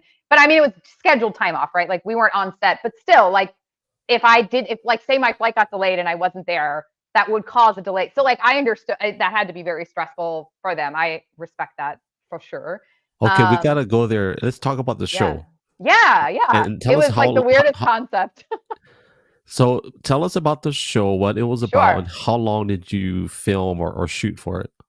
Okay, so over the years, especially when I really became, more and more, I don't want to say popular, that's not the right word, but where I started to gain more notoriety within the media space in the power tool industry. And I partnered with a lot of really great brands and companies and have had really some amazing opportunities. Had a lot of things I didn't have, obviously, too. But I've been offered a lot of TV spots, right? I think anytime, in my case, a woman in the industry, not to take away from skills, right? I'm sort of like I don't want to say the unicorn, but that was their reference. It was like, it's such a rare thing to find that there was obviously, as people were developing shows, they were like, how cool would it be if we could find a woman that could do that, right? And so I think that, to be fair, that had to played into it a little bit. But anyway, I got this call one day, or this message, actually, it was a message from a producer at Sony who said, hey, we're about to start filming the show, and I would love to talk to you about it if you're interested. And I was like, sure. And honestly, at first, I was like, there's no way this is legit. I get these messages all the time, and I've tested for stuff, and sometimes it just isn't the right fit, or timing doesn't work for me or them, or they just go in a different direction. That happens, right? So I see, though, that they shared their email, and sure enough, it was a Sony email address. And I was like, oh my God, how cool is that? All right. So I met with them, and it was the coolest concept of a show. Long story short, one of the producers behind CSI had written an episode where they found like a skeleton in a wall. And he was like, how cool would it be to talk about like how, if a murder or a tragedy happens in a home, what happens to the house after that, right? Like it is kind of like, what? Well, I don't know. That's a good question. I have no idea. I mean, assuming people eventually buy it, right? Very true. And so essentially, Murder House Flip was born from, his name's Josh Berman. He's been involved in a bunch of stuff. Phenomenal, phenomenal human being. I really admire him as a person too. And so he was piloting this, and Sony and Roku had teamed up to produce it. And so I tested for it, and it just was a great fit. And my co-host Mikkel and I just really hit it off, and it was just a really interesting thing. Honestly, what attracted me to it was I had always said if I was going to travel and be away from my kids a lot, like I travel for trade shows and stuff, but if I was going to be gone that much, like I needed to feel like I was putting something good into the world. And I never would want to do anything that like my kids 5, 10, 15 years down the road aren't going to look back on and think like, I was so proud of my mom for that. And this just felt like the timing made sense. It just felt like the opportunity of a lifetime. And honestly, it was, you don't get those opportunities every day. And so it was, obviously, like I said, I had people approach me before, but you can talk about a lot of things. If you don't get the offer, if it doesn't work out, what does it matter, right? But this just felt right, and it ended up working out. And I ended up a few weeks later flying out to LA, and we filmed 5 episodes in LA, and then one in Phoenix, Arizona. That was the Joe Arias house, which was really wild. So all of these homes had like this tragic story where somebody was murdered or something really tragic had happened.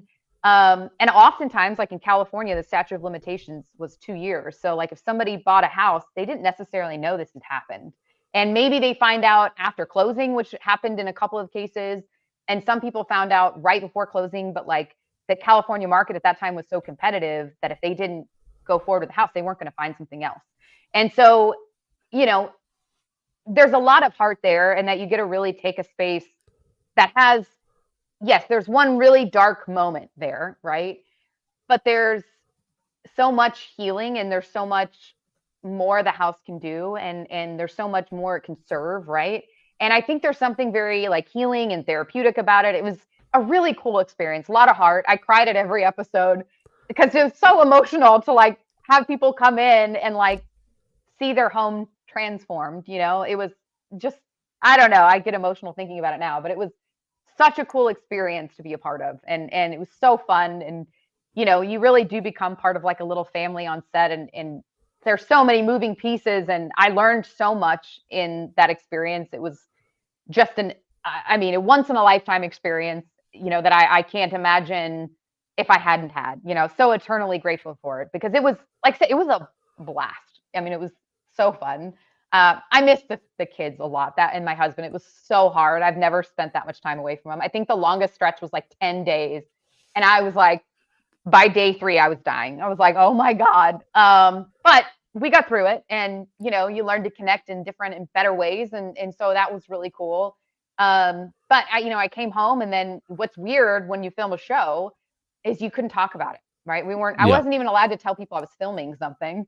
So we finished filming in February. So it was January and February that year. And then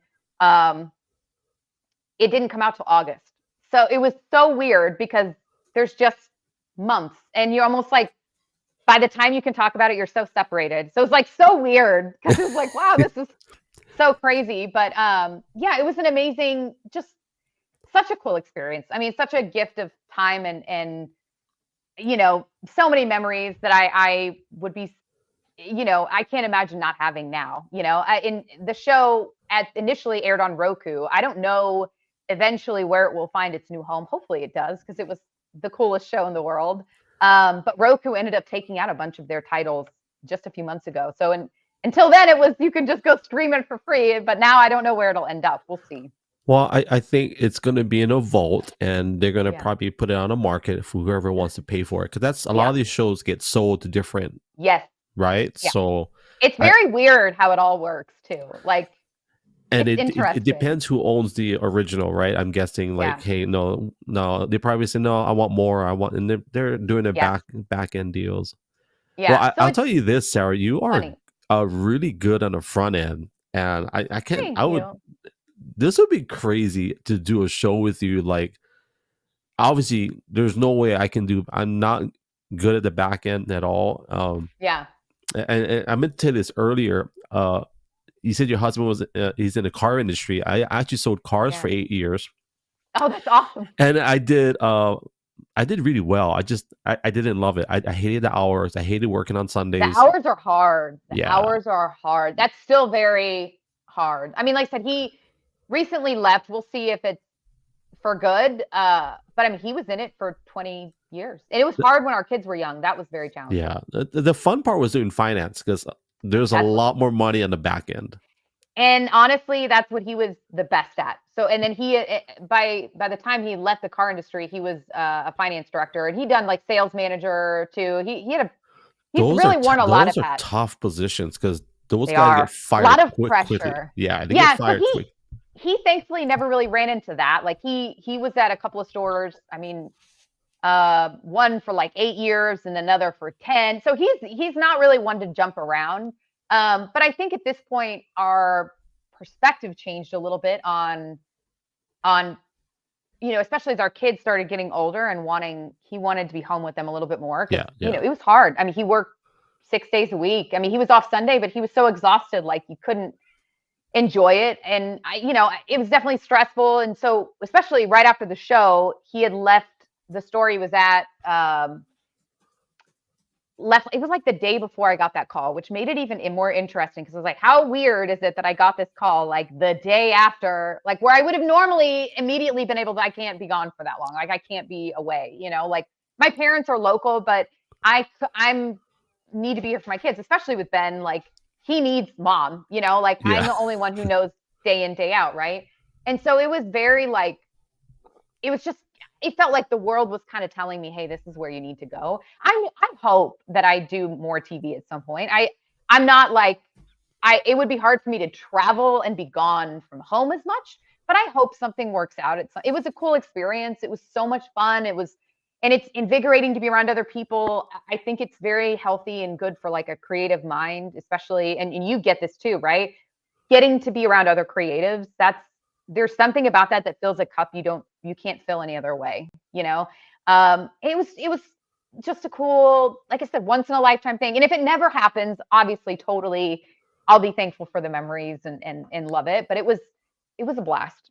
And getting to talk about things I love, like what a cool gift. What would be an ideal TV show or project for you? I could go a few different directions. I've pitched a couple ideas recently. I would love to do something in the educational realm. Like I would love to literally go into facilities that are making, different products for construction, for example, right? Or woodworking products. How is it made, right? Like that old cooking show where you're like, I think it was called How It's Made. Yeah. Or so yeah, so Alton Brown used to host it. It was Yeah. so cool because you're like, how was your favorite licorice made? And it was fascinating to watch how this, I think doing that from like a construction spin or something similar would be amazing. Also, honestly, something I would love to do would be renovating spaces for families with kids with special needs. Ooh. I know. So it would be hard for me in that like I get emotional over furniture for like any typical scenario, right? I get emotional, like I said, every flag I've sold, like their stories are always so powerful. And knowing again how your art is taking place and is at a forefront in somebody's life, that's just overwhelming in the best way. This I think would be hard in that regard, in that I would be like a crying mess on every episode because just trying to think of everything, but I feel like it would be so worthy and it would be such a beautiful thing to do for others and to, whether it's schools and creating like sensory rooms for schools that maybe don't have that advantage or, let's say a family has safety restrictions. Like one of the common things that I've been dealt with a little bit. I was obviously handy, so I had ways to work around it, but not everybody is. Eloping is a common thing, right? It's one of the hardest things I ever read a news story on is when a child is like walked out the front door in the middle of the night. And, I know people are like, why wouldn't their families lock the door? Kids are smart.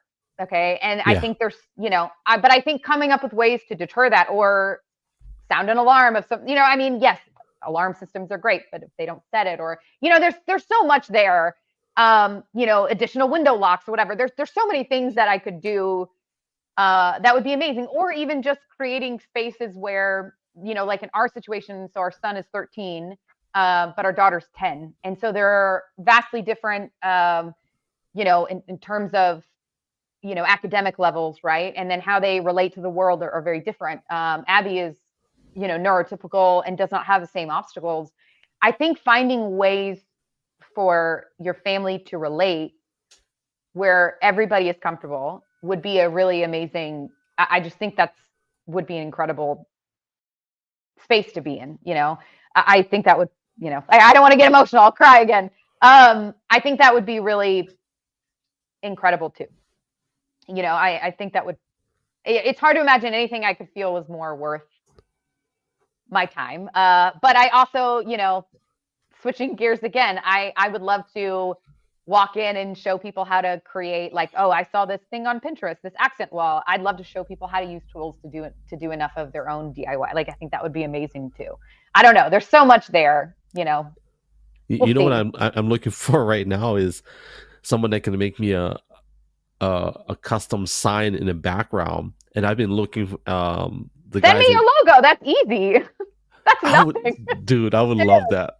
That's no big deal. Like, okay, that is so easy. I have a CNC and a laser. So like it is so easy. Like, yeah, like the hardest part is picking out the backer and the color scheme. But yeah. I don't even care. Whatever you I just want a logo. Okay, I'll send you a logo today. Yes. I've done my logo a couple of times, actually. In fact, somewhere around here, I have the big one that I keep meaning to finish. And one day I'll get the time.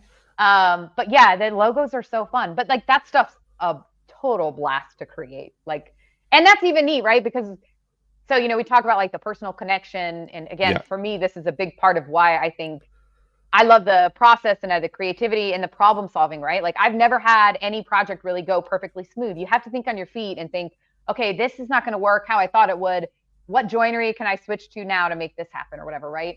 I think it's such a gift though to be able to like, when you're like logos, that's like somebody else's life's work, right? And that I like that you get to bring to life. Like, I'm romantic about it, right? Like, I'm like, it's such a cool gift to be a part of, everybody. You know who my hero, I don't like his content per se, but I appreciate what he's done for the podcast space. I love Joe Rogan's podcast. Oh, he's amazing. Yeah. I don't always agree with a lot of what he says, but yeah, I'm with you on that he's, you know what is amazing about Joe Rogan is his bravery, right? Yeah. It's hard. I avoid everything controversial in my day-to-day content because I Yeah. want people to feel like comfortable. I want my page to be a place where everybody is welcome, and I'm very careful about how I word because I want people to really feel that. But to have somebody be like that brave and like that fearless and like he faced a lot of repercussions, especially in those early years where he was really saying, you're not gonna tell me what I can't say. Like, Yeah. dude, I mean, it takes a lot. I mean, for lack of a better way of putting it, you got to have some big, like Big cojones. Yeah, I was literally gonna say that. He Some incredible thing. Yeah. It's crazy because he forged his own way. Yeah. His first deal with Spotify was 200 million, So and crazy. He just signed a new one for 250. Yeah, I mean, I was like, dang. I mean, it's funny because like talking about him, I'm a big believer, even when I disagree with people, I think it's that much more important to listen to them, right? I I don't always like, I mean, there's points where you're like, this person and I aren't going to find common ground, and that's fine. But I think there's a gift in you can learn more from people that don't see the world exactly the way you do than people that do, right? Because like you already know how you feel. So talking to a version of you is like not going to benefit you in terms of educating you, right? Yeah. I think that's maybe another aspect of like discourse that we've kind of lost in general because people are scared to say something and they're scared to like you can admire somebody and not agree with them, right? Like you can say this person's like again, Musk, perfect example, controversial guy in a lot of ways. I think he's incredible for what he's done like on X. So do I Yeah. genuinely to face the amount of pushback he has faced and to stay strong, like I mean, you can't again, I don't agree with a lot, but like Yeah. I admire the ever loving fire out of that. Like Yeah. and he has I think too, I always base like, and this goes for Rogan too, right? Intentions, right? Their intentions are always good. Maybe I don't agree with the execution, right? Or how they went about it, but like trust your instincts with people's intentions, like, if somebody's trying to cause harm or, you know what I mean? Like, does that make sense? Like, I think it's good too for yeah, this generation to understand it, and without getting political, but it seems like one side or both sides, we'll just say both sides, but yeah, would preach a lot about freedom of speech, be able to say what you Yeah. want to say, but yet here are these rules and things that you can't say. And I think Dana White, the UFC guy, fascinating guy, I- fascinating guy. on his podcast with Theo, and I love Theo Vaughn too, because I Theo do too. I Vaughn, think Theo's amazing. Yeah. he's a lot smarter than he acts. I know that's his market. So But I think that's why I love him, right? Yeah, He's a little bit of, he's so smart, so successful, but I guarantee you could walk up to him and have a beer and walk away feeling like, what a good guy. You know what I mean? Like he is who he is and he's genuine and I admire that so his much. his Like, one of his greatest podcasts, Theo Vaughn, is with Anthony Robbins. okay, yeah. He was I've bawling. He was Dude. bawling. Well, And- him when he interviewed Dana White too, I Oh, found yeah, that to be when he like literally calls Peloton, I was like, like Dana, I like, mean, Dana, that's yeah. amazing. Like, Dana's like, no. Let me tell you how this works. It's like, Yeah. this is how it works. They don't tell you, you tell them. yes, I mean that's yeah. I'm fascinated, so fascinated by people that are unapologetically authentic to themselves, right? And I think it's funny because you brought up like freedom of speech. I think that's such a fascinating thing, even in like comedy, right? Like this is another kind of off the cuff thing. Watching people like Matt Rife, right, get canceled was fascinating to me because I'm listening to this and I'm like, there has to be, I don't want to say safe spaces because it's kind of poking fun at the issue a little bit, but like if comedy is comedy and the goal is to laugh, then don't go to a comedy show and be like, this is so serious. I'm not saying what he said was cool. Like I didn't find it personally funny. So like, I'll be honest. I though wouldn't find it offensive per se. I just didn't think, I thought it was a little off color and like whatever. I would have just like kept scrolling and like, I would have just moved on, and I think I don't know, people that outrage people feel over, you didn't follow the rules. You can say whatever you want except for this and that. And you're like, okay, you know, Yeah. I mean, it's exhausting, right? And I think a lot of creators, and I think this has been a big deal on TikTok too. And I mean, again, that's how Rife started, right? Have gone through these like cancel things. And I find that's why I say nothing, because I'm like, again, I'm a woodworker, educational content. So like, I'll just say none of it. And I want to be a safe place for people, but it's also like, it's so hard to always like, I have opinions, I just don't share them really in a day-to-day basis. Um, but it's hard when people are unable to be honest, and we Yeah. want people to be authentic, but then if we don't agree with that authenticity, that's bad too. Like, I mean, it's a double-ended sword, and then how some people, again, and this is maybe a right left thing a little, but some people are like instantly forgiven too. Cause like I hear some things and I'm like, now that's offensive. Like that Yeah. is offensive no matter Yeah. who you are. And then they're like, it's just like not in the news the next day. And you're like, how? I mean, Yeah. it feels like there's multiple standards for multiple. It just depends on who's offended. And I don't know. I think it's kind of an unhealthy, thing. That's something like Candace Owens, right? Yeah. Obviously a very polarizing figure for good reason. Fair. That's fair. I don't agree with I, everything she says, I'll you tell know. you who's very polarizing, and well, my wife and I watch him every day. Is Jesse Lee Patterson? Oh yeah. Yeah. He is so offensive but funny, and I would love to meet him in person. I think offensive stuff is like, isn't that kind of why it's funny to a Yeah, point? Like exactly. they're not calling you as an individual. They're just making fun of something, right? Like, I don't know. It's kind of wild, like that it's gotten to that. I don't know. Why are we so fragile? Like, Yeah. Well, the fact that the last guest he had that I saw, it was a black guy who is a pastor and gay, yeah. and Okay. when he asked the guy, so is your man, is he your husband or your wife? As soon as he said that, the guy got so upset.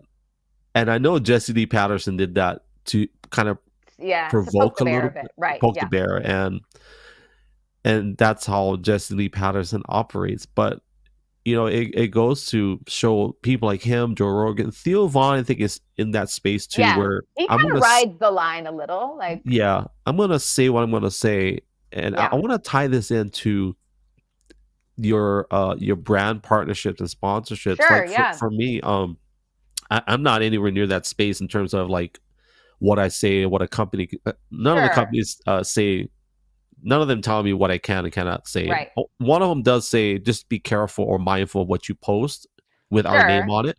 Right. But I'm about to drop one of my companies that I partner with, and I'm going to go with a competitor. I can't say who. I'll announce it next week. And it's just a simple decision that I don't feel comfortable with the way that I've been treated. So I'm just going to go to Sure. another company, and no bad blood or anything. It's just I don't have to plaster their name, but I Right. don't feel the need to like limit what I say about them. I think if people ask, I'll tell them. Say I'm Sure. just being honest. If find a company that's willing to work with you, and if they don't, there's other companies. There's thousands of companies and products that So It's for you, like, how many companies do you have that you work with right now? So I've worked with a lot. I work with a lot of different companies. Honestly, I've got some really great sponsors that I've worked with for a long time. Most of them I've been with really since Toll Girls Garage started to some degree. Where either initially it was product only, and then it became we're a paid sponsor. Um, I've never been told not to say something.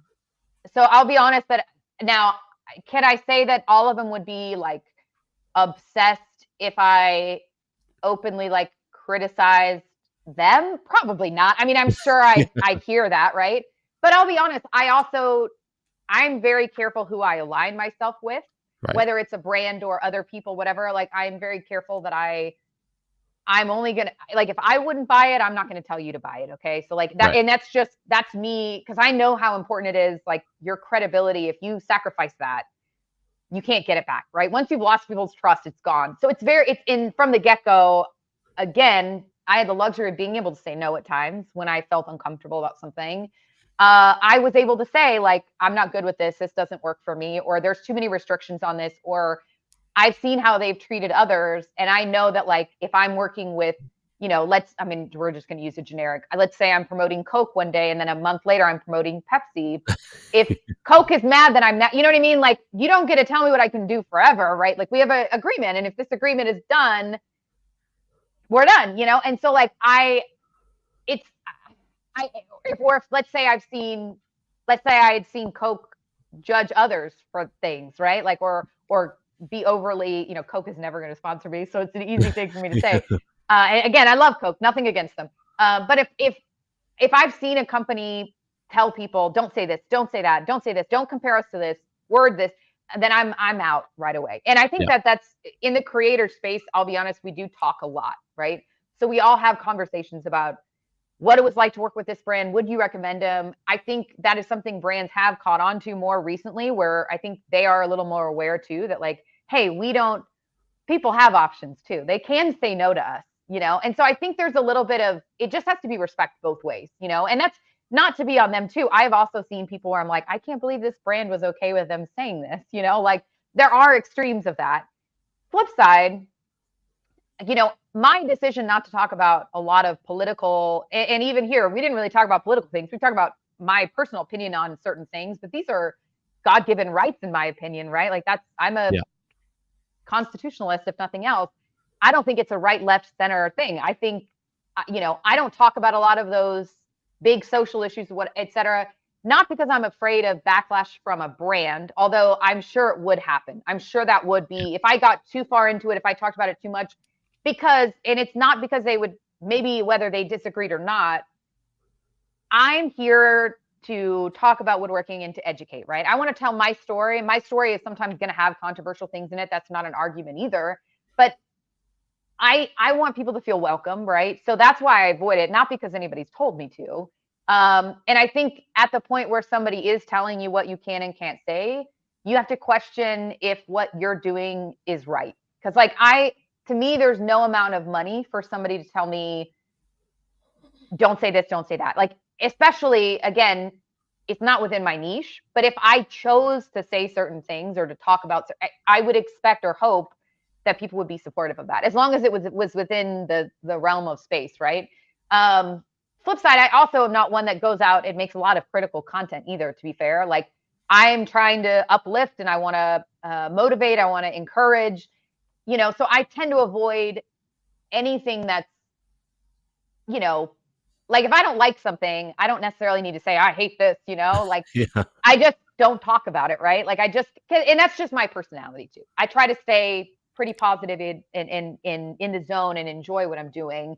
And I feel like if it takes a negative turn, I'm not going to be, that's not authentically me either, right? So it's, like, it would be hard, I think, for me to, it would be so hard if somebody was like, you can't say this. I just want to say that. Like, so I guess I'm lucky that I've never been put in that position, because it would be almost impossible for me to say anything but that now. Like, it would be hard. One of your coolest partnerships is what you're wearing, I think, right? Your earphones. Oh, iSessions. So, it's funny. I partnered with them a couple years ago, but I still use them because I love them. They're great products. I've been offered other companies that have come around, and I don't really have a financial arrangement with iSessions. I mean, they've sent, last time I think they sent earbuds was a couple years ago at this point. Yeah. But they're great products. And so, again, this goes to, I am always going to support things that I think are awesome, whether it fits with me or not. For example, my tool racks behind me, right? I've partnered with Bora Tools for years. They were, in fact, I was part of their pilot program when they first started doing, like, creator content partnerships. So people see them every day in my background, right? But would I use them if they didn't work? No. Like, I bought them myself, half of them. Like, they've sent some in the recent years, but I think that's, I don't know. I mean, so much of my tools I bought, and I think it's not as glamorous as people think, because whenever expectations. Now, I do make it sound fancy when I say this has been brought to you by. The truth is, not every time I say that it's paid for, I'm getting money for it. It's I'm I'm being prophetic. So when I say Right. this now, one of the companies, they do pay, there are companies that pay, Sure. per, like, one of the agreements I have is if I do X amount of posts, this is what they'll send, and then Sure. commissions, whatever. And the truth, the reality is we got to buy our own products too. It's not like, 100%. yeah, Yeah.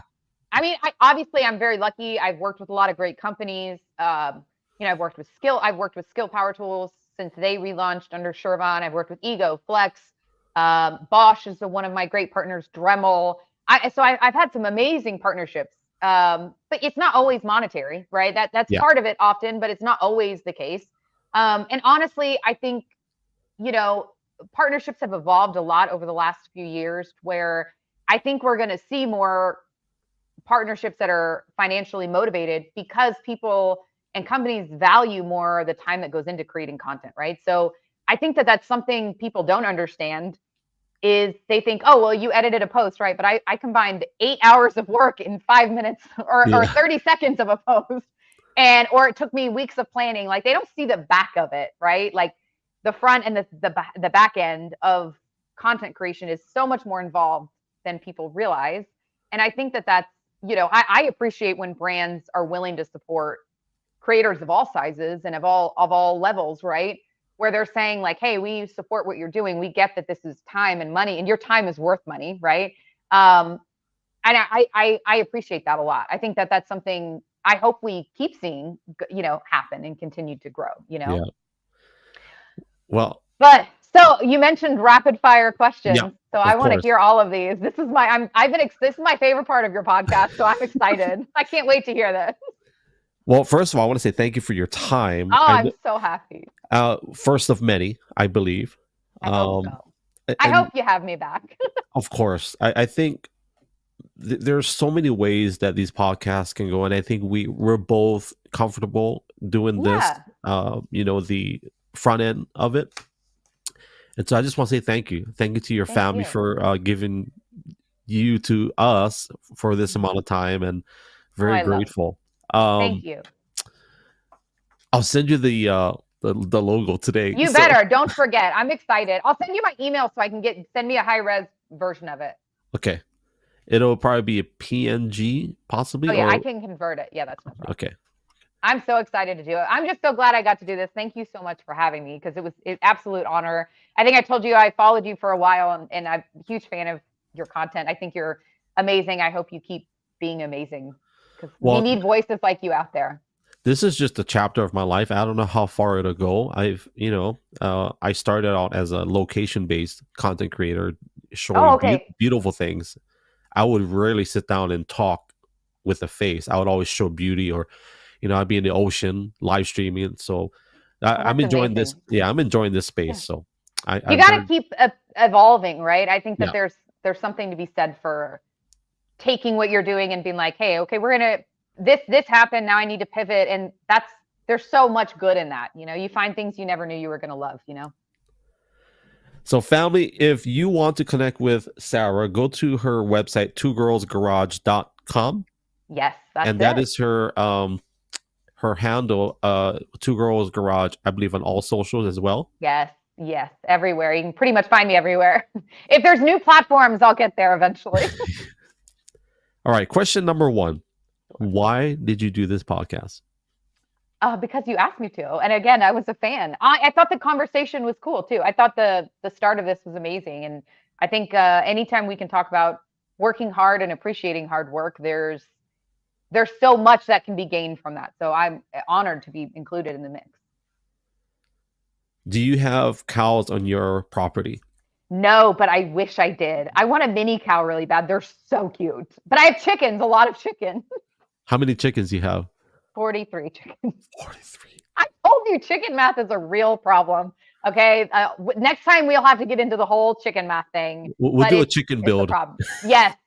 Chickens are amazing though. They're so fun. I'm trying to pronounce the word correctly. Alpaca or llama? Ooh. A llama, I think, because they're very cute. I don't know how useful either of them would be here in Texas, but They're very cute. Now I've eaten alpaca backstrap. Okay. It's a very good meat to eat. Oh, Um, interesting. but I the llama spit at you. Yeah, so that was why I almost hesitated. And it's funny because I had antelope recently, which was very gamey. Okay. I was a little surprised because we eat a lot of cool, like bison's amazing. There's all kinds of cool meats out there. Um, but I was surprised. So I wasn't curious about I've never had alpaca, so that's gonna be on my list of to try. It's like a tender meat that looks like pork, Oh, but it yum. kind of tastes like in between beef and it's weird. It's a weird meat. That sounds right up my alley. I'm here Yeah. for it. Dodge truck or Ford pickup? Ford. I have my daily driver is a Ford F-150 Platinum. I love it. Those trucks are not cheap. They used to be. Now No. they're in it. Yeah, six figures No. now. Mine is paid off though. It's not a new one. It's a 2016. So I've had it a while and I hope it lasts me many more years because I look at price tags now and I'm like, no, mama's not buying that. Not in a million years would I pay that price. So Hollywood calls you tomorrow. Yes. Say we've got a full season of whatever 16 episodes. We need you to fly out tomorrow. What do you say? I mean, I guess it would depend what the idea was. I mean, in theory, tomorrow would probably be a no. I don't even know if I could get a flight tomorrow. No, it's so much of it. If I do any other, like, it has to be something I believe in. It has to be something. If I'm going to take time away from my family, I didn't get into this because I wanted to be famous or want to star in the Hollywood Walk of Fame. Obviously, being in that sphere is amazing and it's humbling and it's great when people are like, oh, hey, I saw you on. That's amazing. I mean, it's a shocking feeling. But I'm a mom first and a wife first, and then the rest of it is after that. I'd have to know that I could continue doing what I need to by everybody here. And then also too, all the partnerships that I have, I'm not going to take those for granted. But if a cool opportunity came up, 100% I would love to do it more, This is a Maybe shop not question. tomorrow. So here's a shop question. Okay. If you had a choice, $100,000 worth of wood, and you only got two choices. Exotic Pacific / wood from Asia and Southeast Asia, or $100,000 worth of American wood. Which one would you pick? Ooh. I mean, so gosh. I guess I'd have to say exotic because it'd be cool to work with stuff I'm not as familiar with. But it's not an easy decision because the US has a massive range of species. I mean, maple, oak, walnut. I mean, there's sequoia, redwood. I mean, my God, there's so many species of what so that's not an easy one. But I'd have to say why there's amazing species out there that I probably never worked with that I would love to. Probably that I've never even heard of, Homeschool for your kids or public or private school education? It's actually a double question, but public and private in the same. So homeschool or exterior education? We've done private school and they're in public school right now. We've talked a lot about homeschooling. So I don't know. I think everybody has to decide kind of what makes sense for them, right? For us, I think so far the benefit of socialization and being around friends and having those connections that I couldn't give them individually at home is there. But I would be remiss if I didn't say that it's really hard come every August when they go back to school, and how much I feel like they also get from just learning from me every day, right? And being in the shop and like, I don't know. I mean, I see both benefits to both, but I feel like eventually we're going to be homeschooling just because it's a weird world out there now. Okay. And kids are mean. I like hear stories and I'm like, what is going on? So I don't know. That's a tough one. Depends on where you are too. What school district are you in? Right now we're in a good one. So that's good. I don't know. Yeah. And you pay for that, right? Like paid so much to get to a place where you could do that. We worked really hard to get there, you get how that is. So this is a shop question. Okay. I'm doing a railing. It's about 7 inches, 7 to 8 inches in Okay. width. Spray lacquer or roll it with the lacquer. Spray for sure. I Okay. mean, I spray anywhere I can. Sometimes it doesn't make sense, but if you have a good sprayer and you have the right equipment and you can protect other surfaces well enough, spraying is always going to give you the best finish. Yeah, spraying for sure if you can. But I've rolled too, and I've also wiped on with just oil. So it really depends. But if you're man, spray. The results are hard to beat. I've had to roll lacquer in so many places because of where it's Yeah, windy and it's it's hard. yeah, and it's hard. You couldn't enclose certain areas, so Yes, and it takes longer because you don't have to prep and clean up the same way, right? But you have to sand more between coats than you do with spraying, right? To get a yeah. really good finish. So I mean, spray every time you can, but I mean, when sometimes you don't get a choice. Sometimes you just got to do what you got to do, you know? And I hate wearing respirators, so I know, I know. That part does that is the worst part of spraying is that smell is like the yeah. fumes are horrible. Yes. Well, I'll tell this quick story, and I'll rush through the last two. I Okay. was spraying one time, and it's like I'm tired of wearing a mask. I didn't wear a mask, and one of my friends was like, "Why are your eyes so big?" And my pupils were like literally. No. Oh my God. So I've gotten migraines from smells, even with a mask. So like I'm so sensitive to smell that like I have to be so careful. But dude, you got like high on it. That's awesome. Yeah, my eyes were like literally dilated. It's like, what's wrong with your eyes? I'm like, what are you That's talking about? amazing. Yeah, Like you could not like you could never have reproduced that story any other way. That's no. awesome. Question number 9. Okay. Money or finances and time, not an issue. Where are you packing your bags and taking your entire family for a 3-week vacation? Oh my gosh. Ironically, Hawaii's been on the list. I'd love to go to Hawaii. I'd love to take them to Europe. I think there's so much over there that I have never seen that I'd love to take them to. Yeah, I mean, I would say one of those would be pretty cool. Yeah, that or like a really cool road trip, like in an RV where you get to like drive through the Yeah, US. That'd be cool. full on glamping. I would get the Yeah. coat. Yeah. I was a Girl Scout though, so I grew up like rustic camping. So like the glamping now is kind of funny, but it's also like I appreciate it a lot. 100%. All As long right. as the dogs could come, you know. Oh, what kind of dogs do you have? I have 2 yellow labs. They're amazing. They're like Miter Oh, and Chip. They're named after tools, or Chip is named after the Australian term chippy, which is a carpenter. those are very smart dogs. So they're such good dogs, best dogs ever. Yeah. Like would not trade them for $1 million, like We ever. have 2 bulldogs, and they are so stubborn. Oh, they're so cute though. Yeah. Yeah, Yeah. ours are very, but honestly, we have the quintessential lab that's like super chill and just like, wants to like hang around and do whatever. And then we have like the gun dog that would like have been such a good bird dog that like you could train him so quick. Whereas Miter would take a little longer. You'd have to find better motivation. Still smart, just whatever.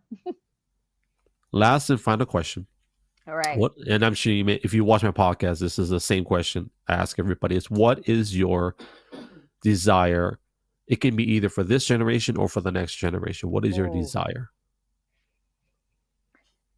oh, man, that's a good one. I would love to see people learn to really center themselves. I feel like I think I've gone through this. I know everybody goes through this. We've talked about a lot of things that kind of are all over the board. I think people have to learn not only to think for themselves, but like to center themselves, like in their joy, accepting where they're at, what they need to work on, learn to be really honest with themselves about their benefits, flaws, right? Like the good, bad, and the ugly. I think people aren't as frank with themselves as they need to be, right? I think once you're honest with yourselves, you can be honest with others. And that was something I didn't get till it took time. And I'm an old soul, right? So I was always really introspective and always really thought of things a lot. But I feel like Money is not going to buy you happiness. You can be with a million different people. That's not going to bring you joy. The things that matter are the things that, like, at the end of the day, you cannot buy. And so I think really accept that, embrace the things that matter, and learn to just center, get right there where it matters, and learn to be authentically honest with yourself, because the life is so short not to be anything other than who you are. If you're not happy, what are you doing? What's it worth, right? Yeah. I don't know. That's a lot, but I hope that makes sense. No, it's good. Think for yourself, it's important. Well, I want to just say thank you again. We're going to play your socials right before we end it. But if anybody wants to connect with Sarah, it's Two Girls Garage on all socials. Also, her website is the same, twogirlsgarage.com. And I'm just so blessed, grateful, honored. Thank you so much. Thank you. I'm so glad I got to come on. I appreciate you so much. Well, first of many, hopefully. And I will say this. Actually, after we officially get off air, if you just hang out just for a minute or two. Sure, go for it. And we'll say our goodbyes officially. So let's play this quick promo and then we'll end it. Thank you.